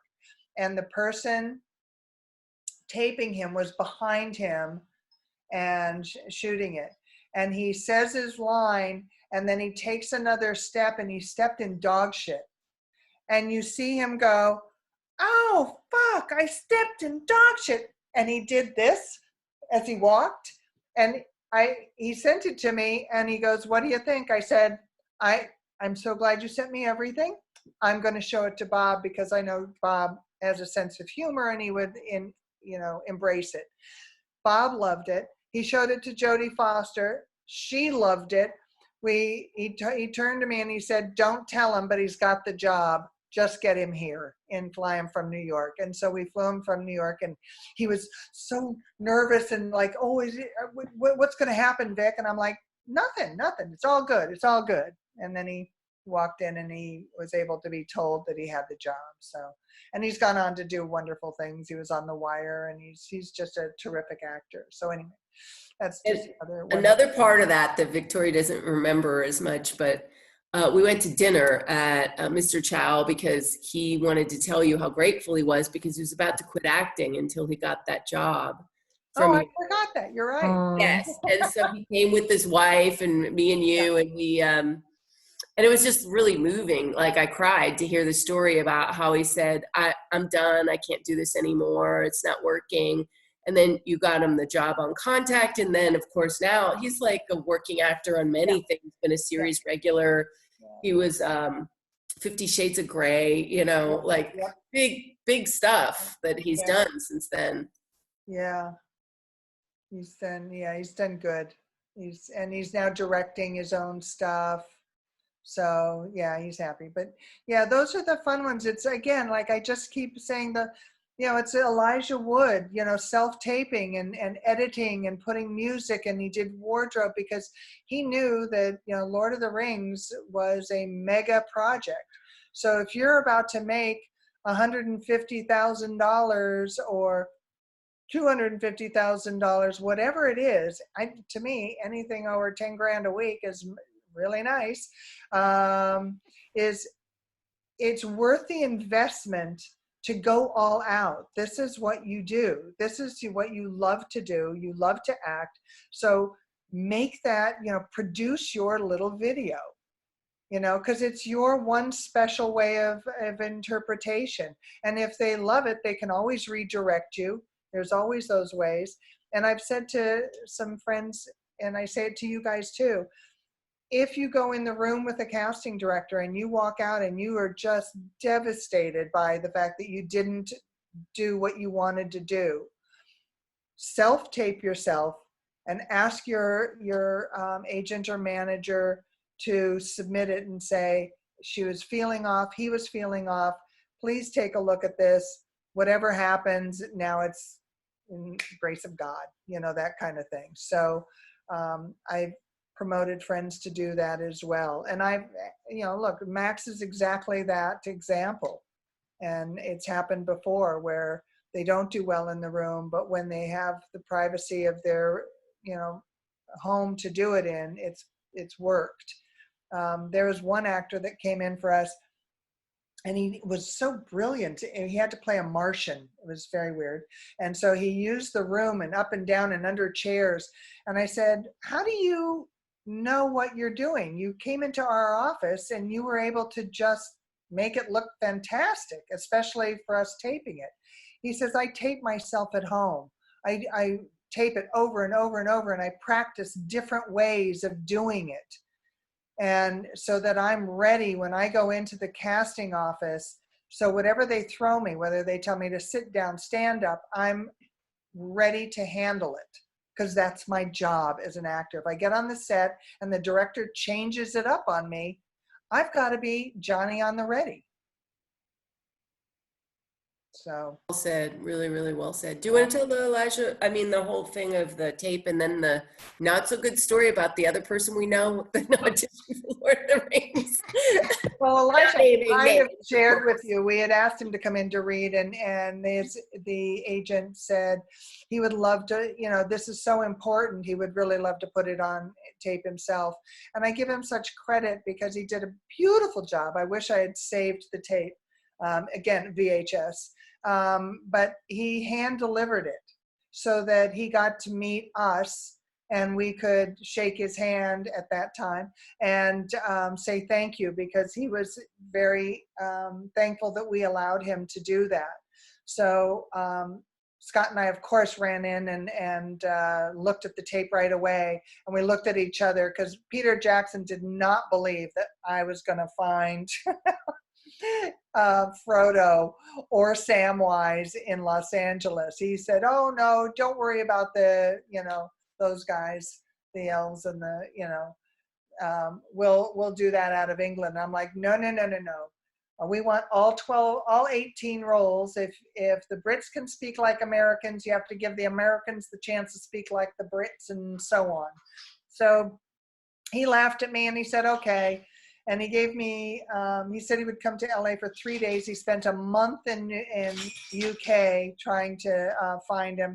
We sent him the tape, and he calls me up and I said, we found Frodo. And he laughed at me and said, okay, we'll see. And he got the tape and he called me up and he goes, you're right, you did. And then we found Samwise, which was Sean Astin. So, we were very proud of that. Love that and guy. Vigo as Aragorn. Yeah. So favorite movie. And those were the one that wasn't so good. Oh yeah, that's here's the thing that you shouldn't do. So when a producer director gives you material to read, you should honor it by doing that material. When we were doing Lord of the Rings, Aragorn was a key role. We were reading people, and one actor in particular wanted to read directly for Peter. Peter said no, he's got to put himself on tape. We sent the material, and what was sent to us was we popped in the tape. It was a dark room with a fireplace in the background, and he was a hooded character. Like, he looked like a brown Ku Klux Klan. And all you could hear was his voice. And I'm like, that wasn't the scene that we sent him. So instead, he did a monologue from the books and then took off the hood, and you still couldn't really see him. So the agent called and said, what do you think? And I said, well, I don't think that that's what the director wants. Well, you're going to show it, aren't you? And I'm like, yeah, sure. I'll send it, laughing to myself, my inside voice. And of course, Peter looked at it and said, one, he didn't do what I wanted. And two, no. He is very much not Aragorn. So there's more to the story, but I'm not gonna, because it's a very well-known actor. So anyway, but he was passionate about the material. That's an example of using the creativity not well. Like exactly. Taking the creative license where it doesn't work at all. Yeah, it's like you're taking advantage. Yeah. Let's see. What else? Is there anything else that you guys want to cover? You guys have been asking some great questions, Yeah, we have a handful of more questions. Great. Let me go with Susie because she hasn't asked a question yet. So Susie? Hi, Victoria. Hi. Nice to meet you. You too. I do have one question that you had mentioned doing a slate at the end of a self-tape. Uh-huh. How would that look? Would it be like on a chalkboard? Could it be on a paper? Should it cover the entire screen? You can do it any way you want to. A lot of people, we just have them do it on a piece of paper where you do your name, your height, and your agent representation. A lot of people want to put that down because a lot of times the agents want it. But most, and the role. You do the role, your name, and your height. We like to have height because in some cases it's important to have that. And a lot of the agents don't know the actor's height. When we were doing Lord of the Rings, it was an issue. You know, we put a ruler, you know, and marked off on the door for the for all of our actors because it was key. And Jake Gyllenhaal read for Frodo, and we weren't supposed to have more than 5'8", and he came in at 5'10". No bueno. And do you need that to be like covering the whole screen? How long does that have to be? You can stand. A lot of times people do it where they're holding it so we can see their full body. Okay. So I'm not one to say, hey, turn around and do side to side. That's for commercials. But if there's an end shot of holding it up, and then we just get to see the person's body. A lot of times the directors really appreciate that. So if we feel it's valuable to have, we'll keep it for later. Okay, good. Thank you. You're welcome. That was a good question. Cool. Okay, now we have repeat questioners. Romy?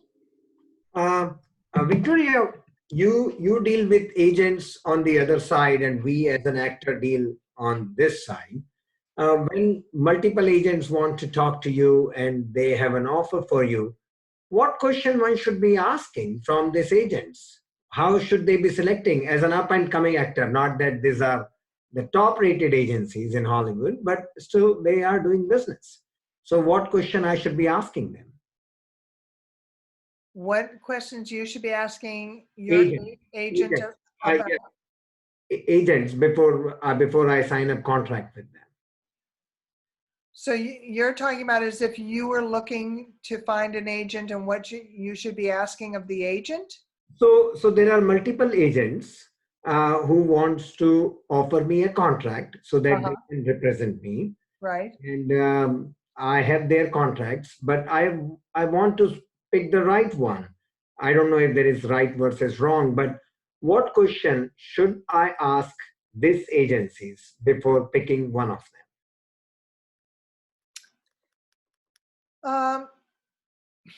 You know, Victoria's not an agent, right?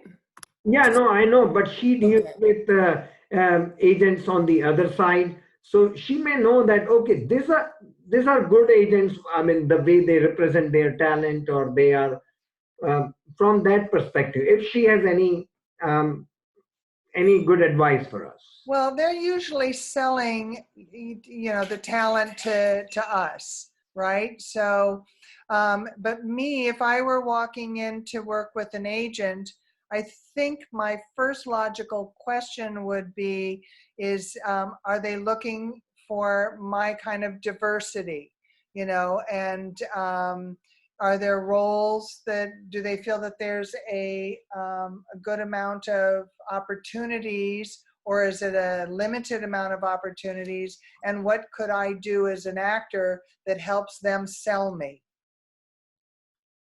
Okay. Because you want to feel that they're going to sell you appropriately. So let's say you're a 20-something actor and they're like, oh, we see you playing 15 to 35. That would be weird. So you'd, you know, and you tell them that, hey, I see myself as I'm going to give good doctor and lawyer and father. And they're going, yeah, we see you as, you know, a villain and a drug dealer. Then you've got to basically negotiate with them to say, okay, I could try those things, but that's not where my wheelhouse is for now. It's kind of like getting to know each other's strengths and weaknesses. And you just want them to submit you appropriately, the way you see yourself. Because you're going to go in there selling yourself the way you feel you can deliver to get jobs, correct? Sure, yeah. Yeah, so keeping that in mind, you want to make sure that you're both on the same plane as far as promoting you out there, because agents are going to be representing 200, 300 people. So if you're going to stay on their radar where they want to submit you and know what you're and know what you're offering, then you got to be able to keep them in the know of your work and keep them excited about promoting you. Sounds good. Thank you. I hope that helps. Yeah. Yeah, sure. Okay, Sandeep. Hello. Hi. Hello there Hi, again, Ken. Victoria. Hey, how are you? Had a quick question regarding when you're casting in an audition. How often has there been chances where an audition has like basically changed the arc of the scene? Babe? Are you still doing a meeting? Susan, you're not muted. Oh. Sorry. Sorry. You did to me, Susan. I'll re-ask the question. Yeah. I was just wondering how often, or how common is it for like an audition to go a certain way where like you yourself have a vision like, whoa, I could imagine the scene going this direction because of the way that the actor portrayed that. And you're like, oh, maybe this could change the arc of the scene or even the arc of the story. Has that happened? Does that happen often, or is it very rare? Lots. We'll start off with reading the scene a certain way, because at first you're reading it and then the actors come in and bring it to life for us. Yep. And what we do in our office is we usually say do one for you, one for us. So we let the actor do what they had designed, and then we'll redirect them for two reasons. One, we get inspired by what they've delivered in the character to work it and like fine tune it. Two, we do it because we want to see how you take direction and on the spot direction. Because when you're on a set, the director is going to do that to you potentially, or a producer gives new notes. And we were sitting with an actor that had been on our show, and he said they came to me and just switched stuff up all the time on this one episode. So, yeah, we also have to make sure that you guys can handle being on the set with all that goes on, And be able to be like flexible and take direction and Exactly. Shifts in storylines or shifts in, because I imagine that, maybe during the process of shooting, like writers would be like, hey, you know what, I think we want to go this direction. Yep. And that may have, you would have to like readjust yourself. Yep. And it's like one of these, with the psychic girl scene, everybody was reading it one way. There was interpretation. And we had to redirect everybody because we got this, it was like, wait a minute. This is her job. This is what she loves. She doesn't need to be afraid of this gift. She needs to own it and take it on. So we had to redirect people on that. But you get inspired, and somebody brings in a whole nother outlook, and you just go, wow, let's try that on with some new people. So it's really collaborative. That's cool. Yeah. With the actors, it's like everybody brings in their own specialness. So it's all a plus. There are so many reasons, you guys, that you don't get the job. And it could be the producer at the last moment decides it's a different character, or they want a redhead and they don't want to dye the hair. And there are 100 reasons that people don't get it. You could be the best actor for the role and not get it. And there's many times we've called agents and said, they deserve to have the role. We're so disappointed that it didn't happen, but there were just these other reasons. And so that's why we always say, and an actor actually gave me this information. She said, when you do an audition, whether you come in or you self-tape, have something to do afterwards that takes your mind off of it. So you're not playing the loop of what could I have done? What could I have done? And you drive yourself crazy. So that's just a side note that I wanted to add. No, that's actually really great, because I've done some local auditions, and I felt good about some and not good about others. But if I don't get a call back, I feel bad, or I feel sad. I'm like, man, but what I'm learning as time's gone by, because I'm fairly new, is that, this is just part of the process, and all I can do is like do my homework, be prepared, do the best that I can, and just keep moving, Yep, absolutely. And it really is. I mean, the thing I would love to stress for everybody is don't take it as personal as you do probably. And that's really hard to take in, because it's such an emotional business. I mean, we're playing emotional characters all the time. But there are really so many variations to why somebody moves forward and why somebody doesn't. But if you do a good job, we remember, and we look to bring that person back. I mean, I brought people back from years, and they're like, gosh, I haven't seen you in a long time. It's odd, I haven't had any roles, but as soon as that role came up that I felt you were right, you're here. You're in my top 10.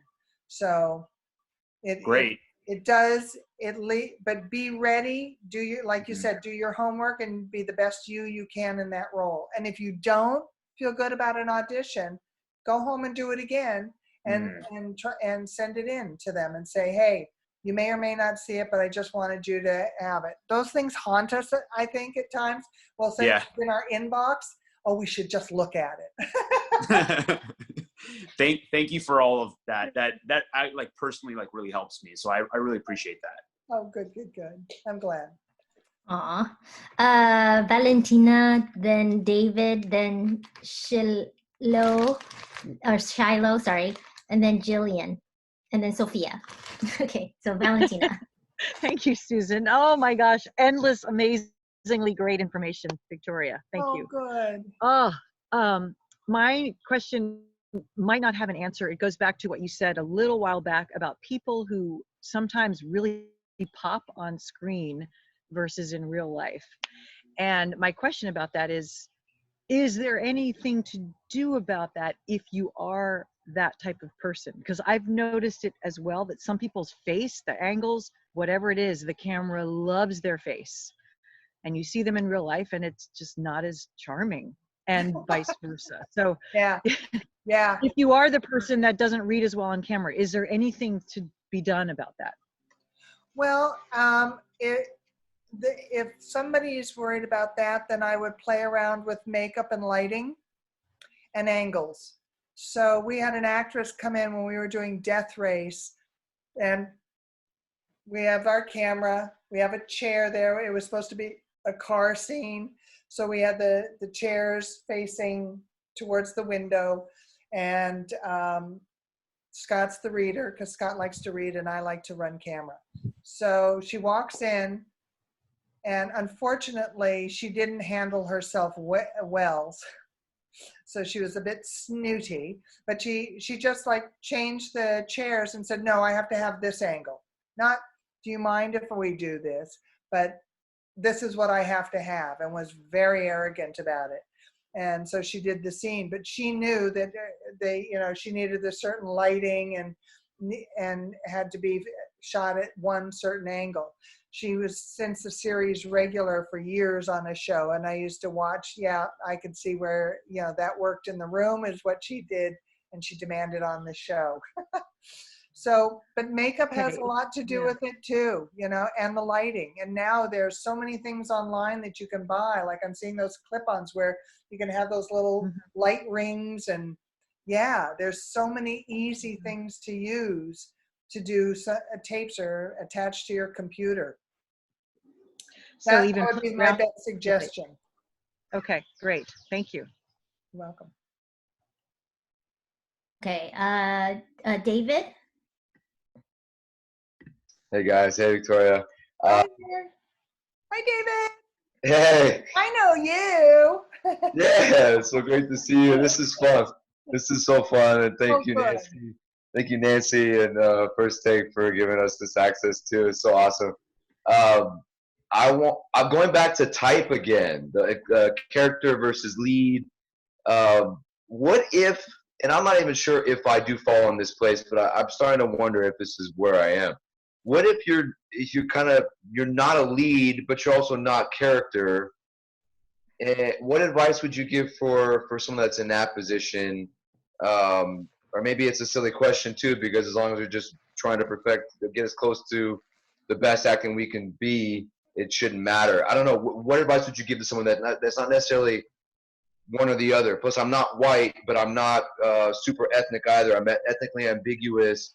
Where I used to think That's a good thing. That's a good thing. So, uh, well, I'll use an example. Like my friend who just did the NCIS thing, and it was the working with the cadaver scene, and she's a pretty girl, and so she did the scene, and she said, "What do you think?" And I said, "I think you don't have enough character to it."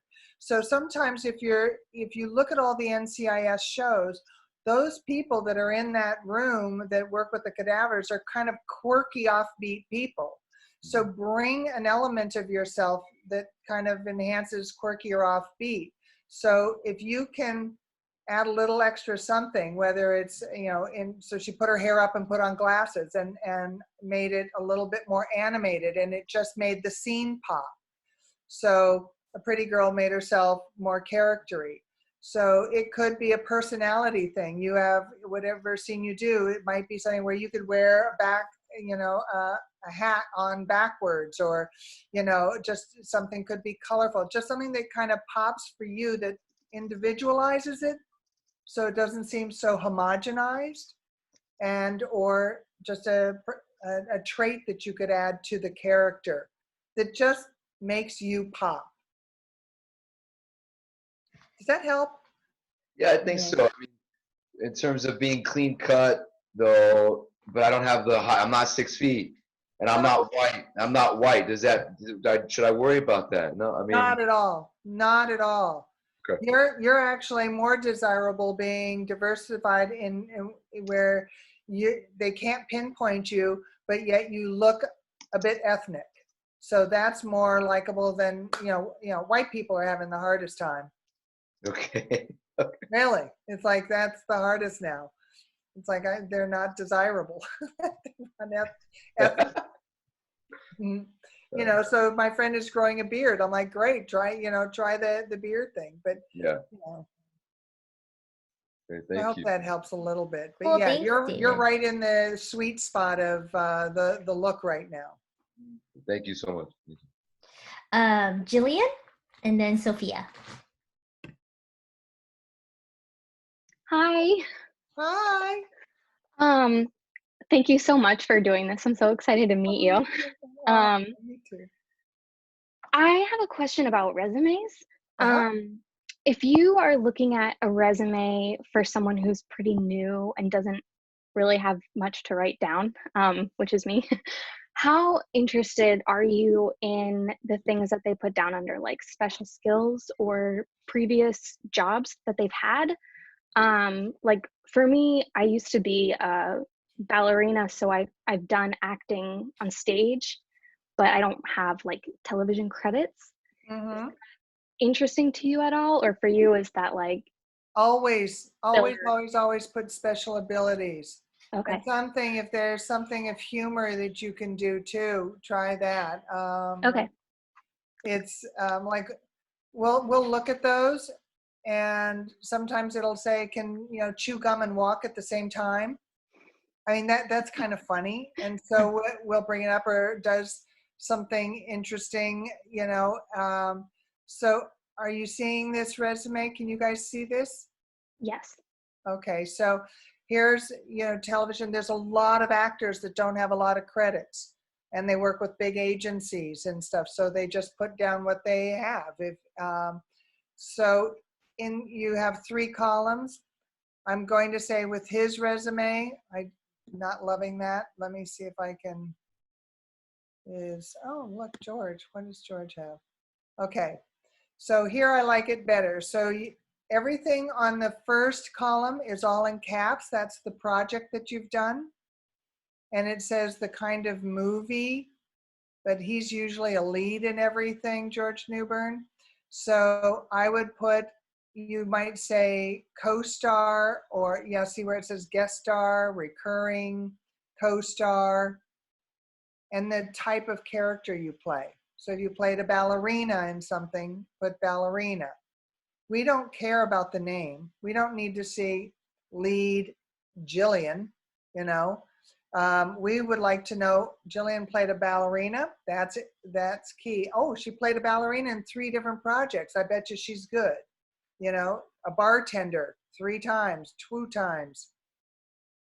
And then always have the director here in the 3rd column. So it's kind of interesting. Oh, he worked with Corbin Burnson, you know. Tim Nelson, wow, you know. And if you work with a director a couple of times. But you always start usually with film as the first. That's what Hollywood is about.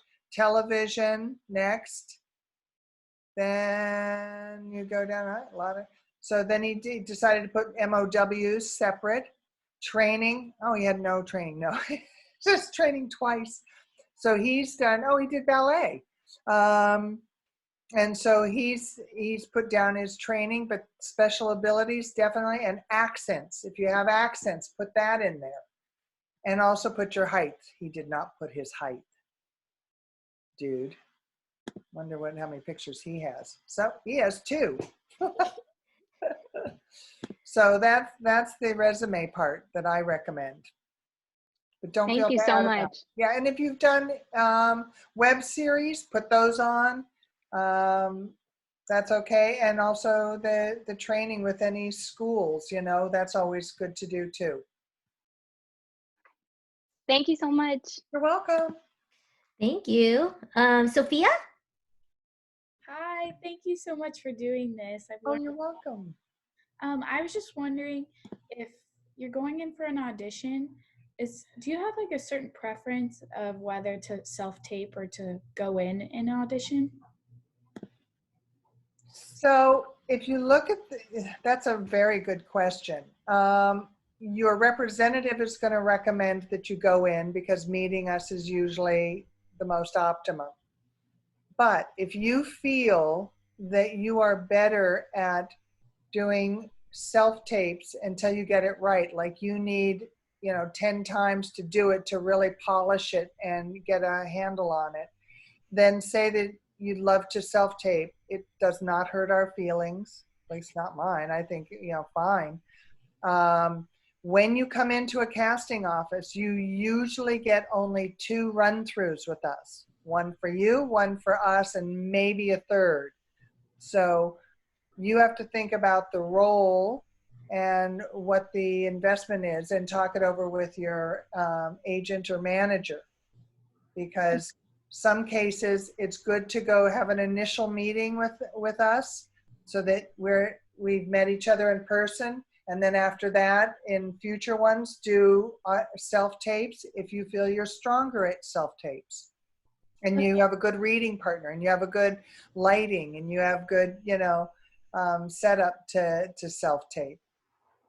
Okay, thank you. You're welcome. That was a really good question. Thank you. Jonathan, Lim? Hey, Victoria. Hi. How are you? Oops. I can't see you. You see me now? There he is. Hey. Hi. Nice to see you again.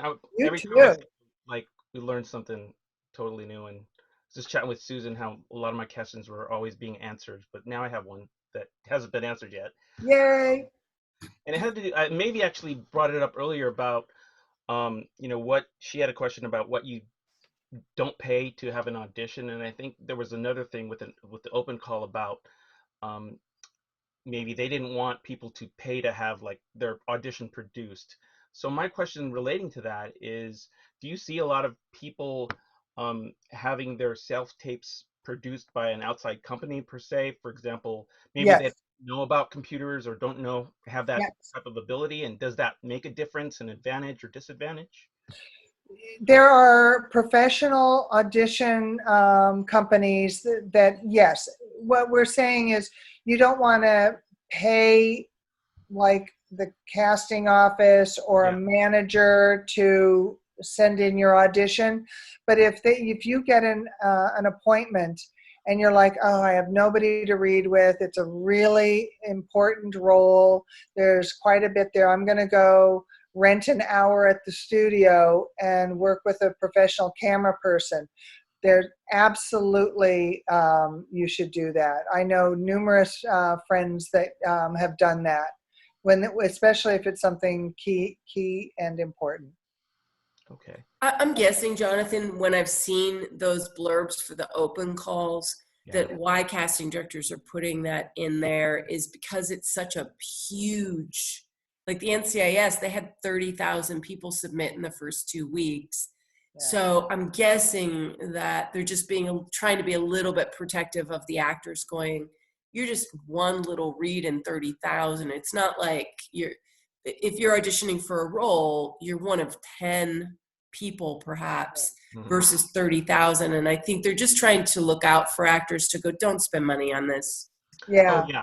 Or, and sometimes an acting coach, they'll, like somebody's like, there are certain people that will spend money on doing an acting coach. You have to be selective of when you're going to spend that money, because you can spend yourself into a spin out, For an open call, it's not worth it statistically. No, not at all. If you're going in for Lord of the Rings, then if you're going in for a specific role that you've been requested by the casting office, being considered for that role.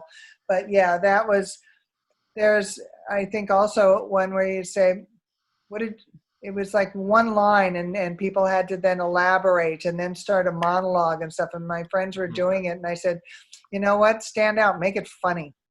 Erica Bream did that for the oh my, or like, oh, it's you, or yeah, that was it. It was oh, it's you. So she was like, oh, it's you. Oh, it's you. Oh, it's you. And just did a whole thing. And I said, that's fine. That's going to be remembered.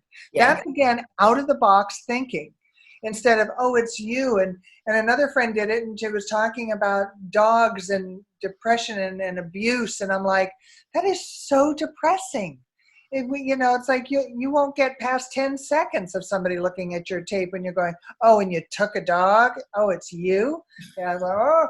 So you have to think about us, being on the other side, looking at that as well. What's going to keep us interested? So it has to be a little something sparked in the beginning. And usually a sense of humor is really good.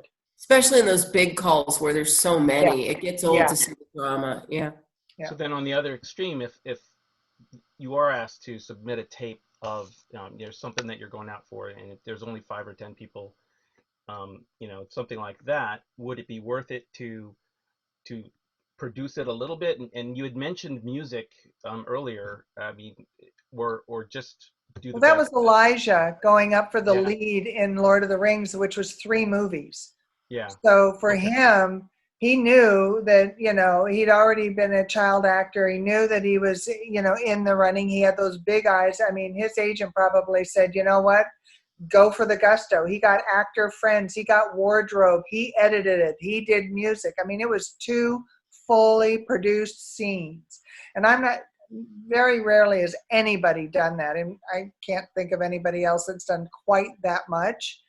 But, he was in it to win it, and he did. He made a lot of money off that. So showed it to us way back. I did show it to you? Did it was amazing. Yeah. I wish I don't know if I kept it. I've got to search it. You got to have it somewhere because you it's like when Matthew McConaughey read for me on Frighteners, and it was kind of funny, the movie Frighteners. So anyway, it's that would be my recommendation. Sorry, I was squirrel. No. Thanks for the perspective. You're welcome. All right, nice to see you. Thanks for doing this. You too. Good to see you again. You too. Okay, Hilal, Shiloh, and then George.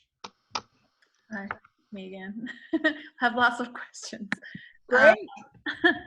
Yeah, so it's a little bit personal, but I have, and also relates to Jillian's question and something that you mentioned earlier.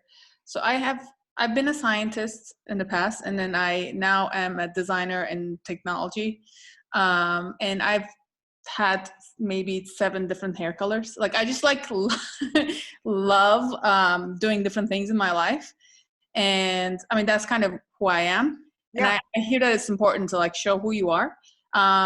So is that relevant to put that in your resume? Because I mean, it's not very artistic like what I've done before. And the second question is, you've shown Your thing is special skills. You can put down that you were that. I think it's that would start a conversation with probably one of the casting directors if they saw in their special skills, technology or whatever, that could be very interesting. That's awesome. That's great to know. And the second question is about, you were showing an actor and you said, you were interested in seeing his first picture, and when you clicked, you saw all these like different ones, and then you changed your mind. So I was wondering if it's okay to just just talking about the hair color right now. Right now my hair is like this, and I post a picture of myself, and it looked like this, but I definitely have preppy looking photos. Is it confusing, or should I just stick with one like niche kind of look and feel? So when you're picking the character right now, you have the blue ends, right, on your hair. So how would you cast yourself in that makes you want to put it up there?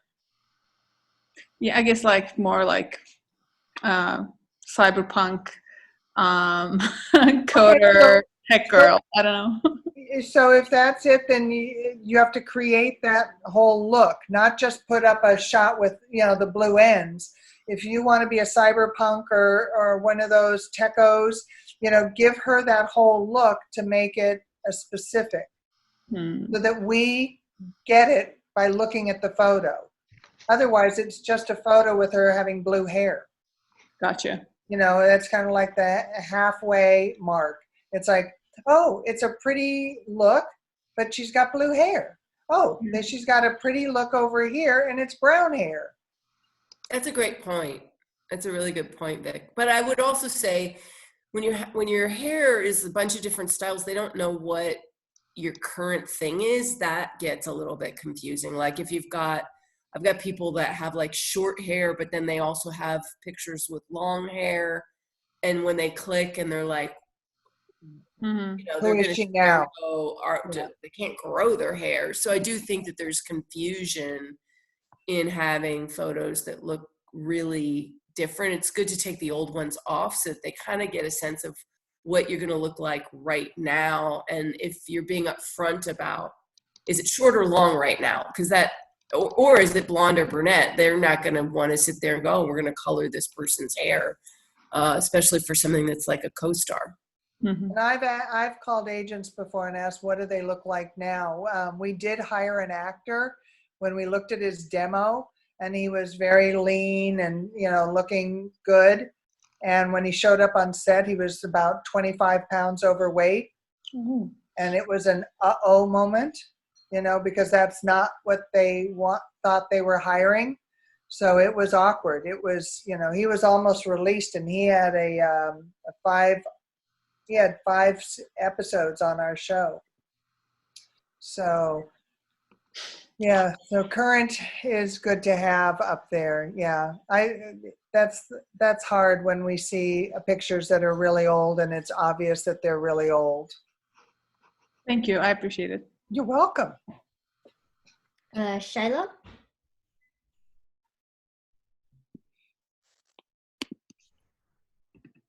Okay, so I have 2 questions. Is that okay? Yes. Oh, perfect. So my first question is, like, if something happens either in a self-tape or in person, can you like add it into the script if it works? So if you're in character and you're saying the words and you decide to add another word or 2, you're wanting to know if that's okay. Yeah, yeah. That's okay. We may say to you after you do your take, okay, that was really lovely, but just stick to the words. There are some writers and producers that don't like their words changed. They're very much a stickler to just their words. For me, with what we encourage, we always say something at the end if you want, as you end your scene.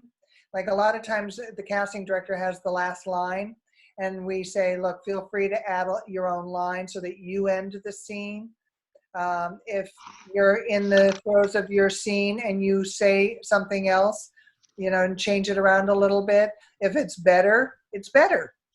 So it's all up to negotiation at the time, but don't be afraid of it. That's what I'm going to say to you. Okay. And I have one second.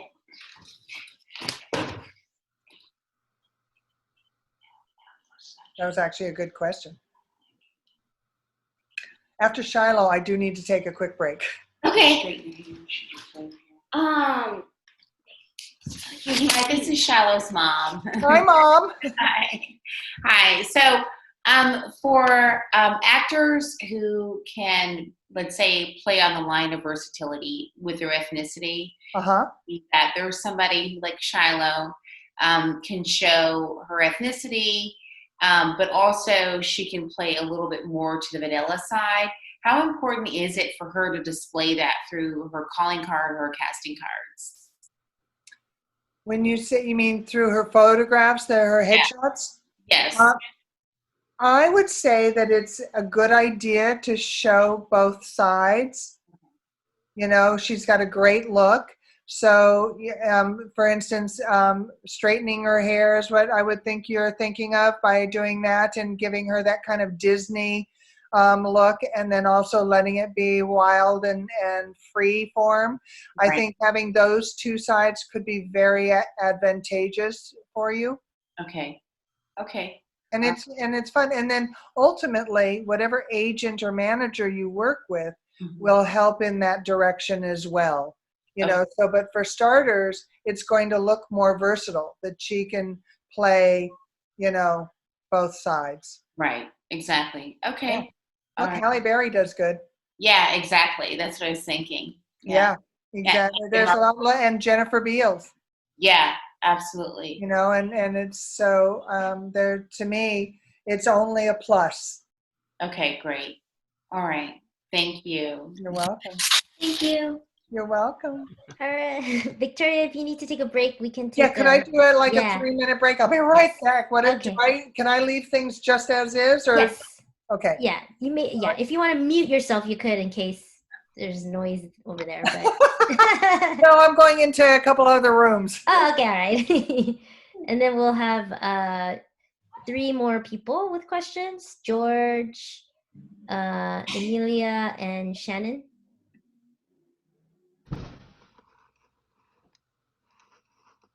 And then we'll have to finish it because we have to jump on another meeting at 6. Yeah. So, yeah. Any gossip? Gosh, Oh yeah, you could tell the whole class, all the classes. There's a lot. I don't have it written down, but there is a lot. We got a ton of new auditions that just came in. I can't remember what that was for. I have to look it up. Yeah. I know Michael, I think we already talked about Michael going in for the Stranger Things audition. It's recurring.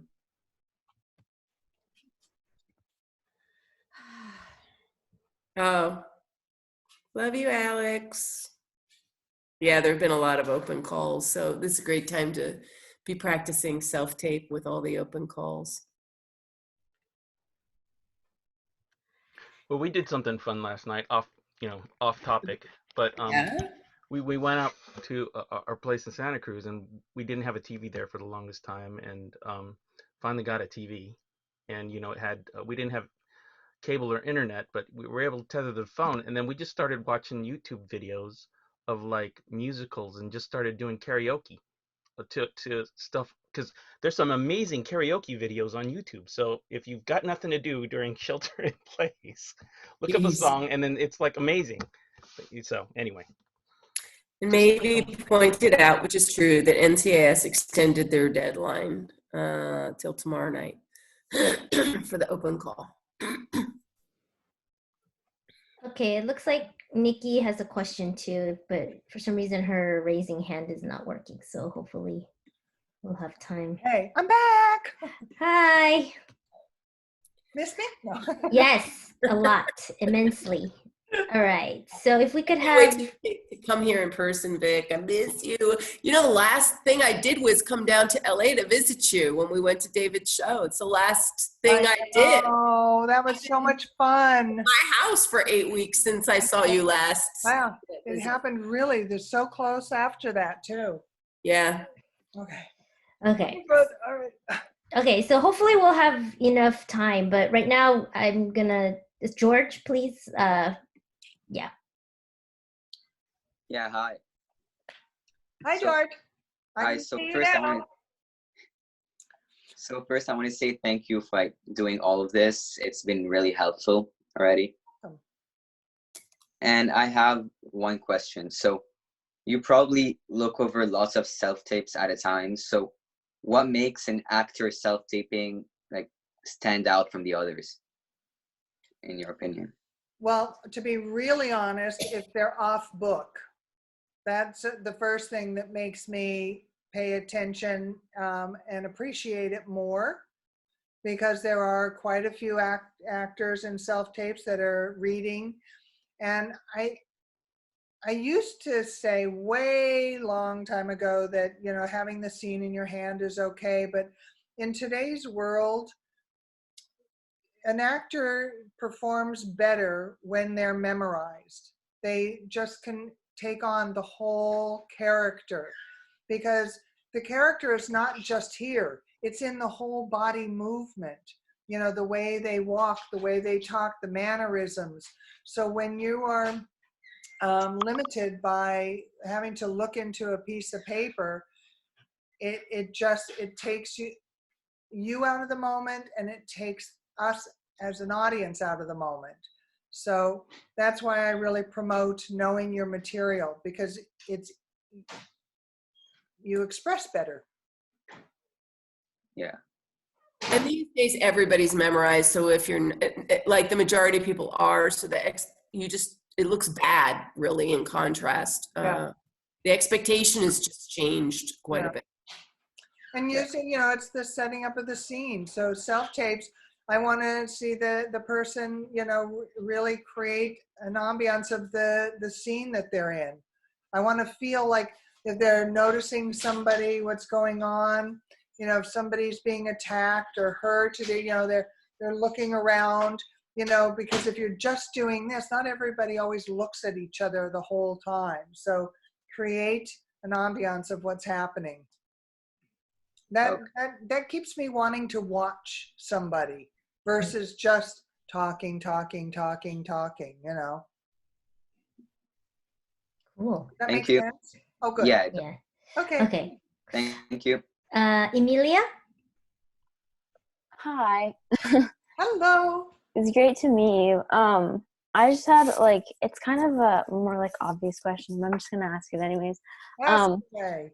I was wondering like if the amount of experience an actor has impacts like your decision, or like casting director's decision to, like when selecting an actor.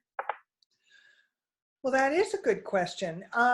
There two thoughts. So you saw that in The Witches, we hired two young kids that had done one job before, you know, and they were having to act as humans, and then they were putting on the motion capture suit and having these cameras on them, and they were having to act with that. But there was a good team around them and a good director being Robert Zemeckis. The other side to that is when we know that somebody is green, meaning newer, And so we have to be sensitive to that, because sometimes we can't put that forward to a producer and a director. We may say they've got something there, but they're just not ready yet. So that does happen. So that's why I say this, and I'm sure Nancy does this too, is you really have to feel ready and confident. You know, confidence, walking into a room and being with people you don't know and taking adjustments and being able to change on a dime and take notes and redirect. There's all sorts of stuff that goes on. And if you're on a set, then there's lights and cameras and people, and then this is very contained in class, but you have to have all those tools and abilities to handle that. So we would be worried to send somebody brand new green for certain jobs. And again, it depends on the filmmakers and how much they want to tackle it. And we have to have those conversations with the filmmakers. We'll say, there's something there, this person is newer, so they're going to need a lot of guidance on the set, a lot of directorial help, so it'll be more hands-on. And then there are those directors that really just, all they want to do is point the camera and you just do your job. Mm-hmm. And that's usually an episodic television, because they want the actor to perform the way they did in the audition. So we call that being director proof. Okay. Okay, cool. Does that help? Yeah, it does. Thank you. You bet. Okay, cool. Shannon and then Nikki.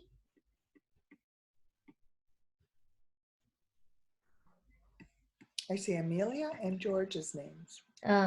No, Shannon. People with hands up is Shannon and yeah, Shannon O'Shea. Does that work? Can you hear me now? Yes. Okay, thank you. Sorry about that. Oh, that's okay. Hi. Hi. I wanted to go back to self-tapes. And when you're trying to break out of the talking head type self-tape, if you only get sides or a really small amount of information about the story or the world that you're in, do you think actors run the risk of inferring incorrectly about the story that they're going into? Or do you think that just giving you something different to look at is worth the risk? Well, if it's usually a very small role, there isn't much history on the actor, or the character, I should say. So do you have an example that you would throw out? Like if it's a waitress, I don't think they're, I meant more, I don't know, if there's certain stories or TV shows are set in a slightly different kind of world. I'm not saying entirely fantasy, but something a little bit different. Maybe you don't want to make too many mistakes as dressing up a certain way or making your environment look different if you thought that that's what they were talking about. I don't know if that makes sense. I would tend to recommend making a strong choice and just go for the gusto and say, hey, I didn't have any background on this. I've made a choice here. Please feel free to direct me and give me any notes that you want me to have. And actors have come in and said that. And sometimes our information isn't as clear, or we get some new information the day before you come in and you don't have time to get it. So if there's a question, ask it in the room. Or if it's a bigger role and you're wondering, you can ask your agent to ask the question prior to coming in.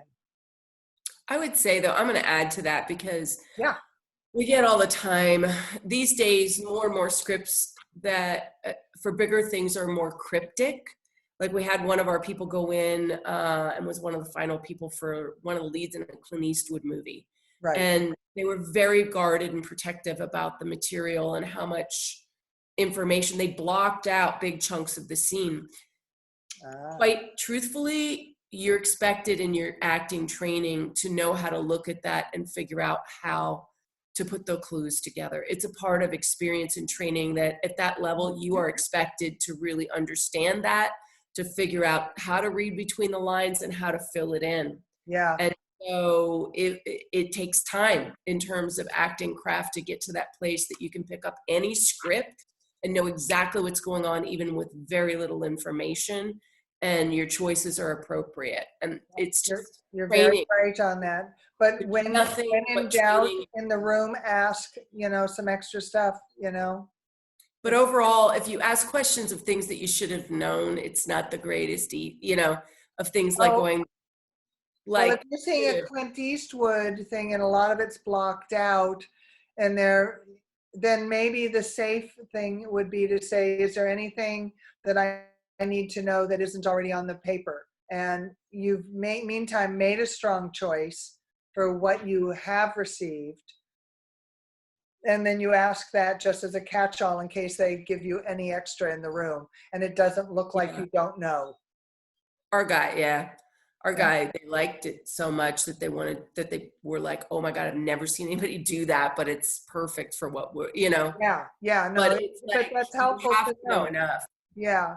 And it's part of what Victoria was talking about too, is just like, you don't want to be green auditioning for things in a way, because there's only so many casting directors in the business.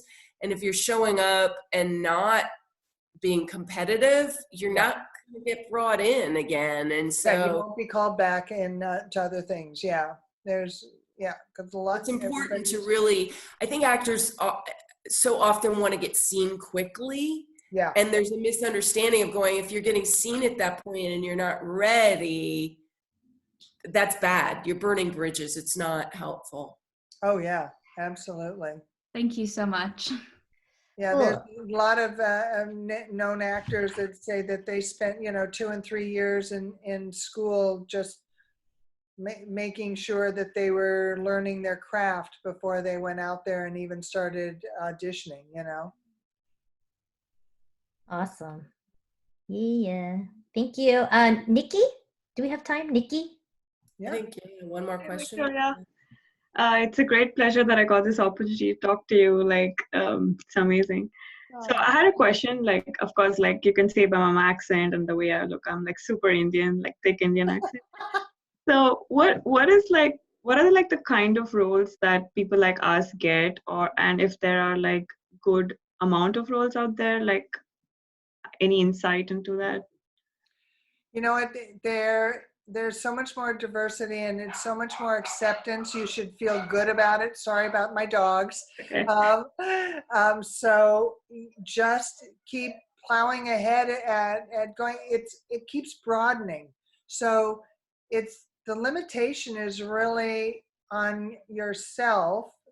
You should just say, there's going to be, and when I get out there's going to be the roles. They just think positive about it. It's just opening up more and more and more, which is a good thing. So the main thing is just make sure that you're really understandable, and you are.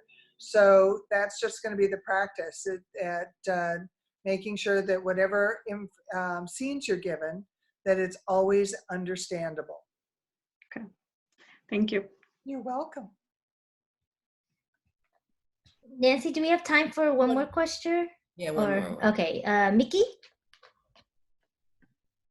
Yeah. Mickey. No, not Nikki, Mickey. Yeah. Unless Mickey's not here all of a sudden. I'm right here. Oh, there you are. Okay, there cool. we are. Hello. Hi. I think I'm kind of tagging along with Hilal's question about how she likes to change her hair a lot. But I during this whole shelter in place, I shaved my head because it was just easier. So it's not the hairstyle that I had in my headshot, but I'm planning to grow it back out to there. But I also understand there's a lot of open calls going on right now. If I wanted to submit an application, would it be okay just to do a phone picture for my profile picture that I would send in, or what would your advice be on that? So the headshot that you have is long hair. Yes. And do you see yourself doing character? I mean, this is a fun, great look. So I mean, it's something that I've done before, and I feel like it's something that I'm comfortable with. So when this is all over, I might consider doing 2 different kinds of headshots, for one when I have my head shaved and one where my hair is longer. You can practice doing headshots now in the quarantine with a phone, and doing some outdoor shots and lighting. Are you doing the NCIS? No. Yeah. Okay. In terms of the answers, I guess you would submit both shots. I don't know. Nancy, how would you guide that? I mean, well, the problem is if your hair is short, you can't grow it out. What? So it's like if your hair's short like that, you can't grow it out. So a picture with the hair isn't going to really help. They would know, the wardrobe and hair would know what she looks like with longer hair. So this is so specific that if she were to do the audition like this, which I've seen before where they've cut their hair off, but also sent the photo in of the long hair, because if they need to put a wig on, they do. So it just gives the option. But yeah, I've had more casting directors be annoyed with that because they're not sure. I think you have to be really clear as to what you look like now. I think whether you do a picture and go current hair or something, because basically it's going to be annoying if they're not sure which hair you've got. They really need to know what they're. If you're submitting the audition, isn't that what you're talking about, Mickey? Is just submitting that audition, and they're going to see that she's got short hair. It's just gotcha. I can also look this way, with hair and makeup, or in I got you. Yeah, because the video. I'm thinking submission without the video. Gotcha. So that just shows them the diversity is what I'm thinking would help. But gotcha. It's a fun artistic look and can be very I like it. current right now for the way you look. It's dramatic, and that's what, again, with the roles that you choose to put forth, if they're dramatic, fun roles, that this is a great look. And it's a total look too. It's like the whole vibe thing with the glasses and with the piercing and with the too. It's a whole it's a whole vibe, which works well. Yeah. Where somebody else had talked earlier about the techie look, and having that. Hillel, right, was making it and doing that. So that could be that. And they're always making indie films that always have these great characters in it, and that's a great character look. Got it. Thank you so much, and thank you for being here today. Oh, you're welcome. I've had fun. You know what, Victoria, this was amazing. I am grateful beyond words for your generosity of spending the time with our people with so much wisdom. And this was, wasn't this unbelievable, right, guys? It was really fun to do it with you. Thumbs up for the teamwork, Nance. You and I did good. And Susan, thank you. All a triple teamwork effort. Love you so much, Vic. And we're gonna have her up whenever we can do in person again, where she can do a coaching and that kind of to play with scenes. Yeah, well, we're a smaller group and we'll do the scene stuff together, which is great. We'll be there for a week. Yeah. All these guys, but I know. I'm so glad everybody showed up, and thank you for listening to my little bits, and I hope it was brilliant. You're brilliant. You're brilliant, Victoria. You are brilliant and crazy talented. She's my best friend for like 30 years, but I'm still in awe of what you do in terms of your career. And I'm in awe of what you do. You've accomplished so much, and it's, look, it feels good to be helping each other, like everybody gets a little insight. So it was really nice to be able to share my database and, auditions that we love, and just, it's like really just having fun and taking it on. And again, strong choices. That's what those self-tapes are, strong choices. They are. They were great examples. You are so good at helping people do that, So you guys have a wonderful weekend. Love you guys. All right. Bye. Okay.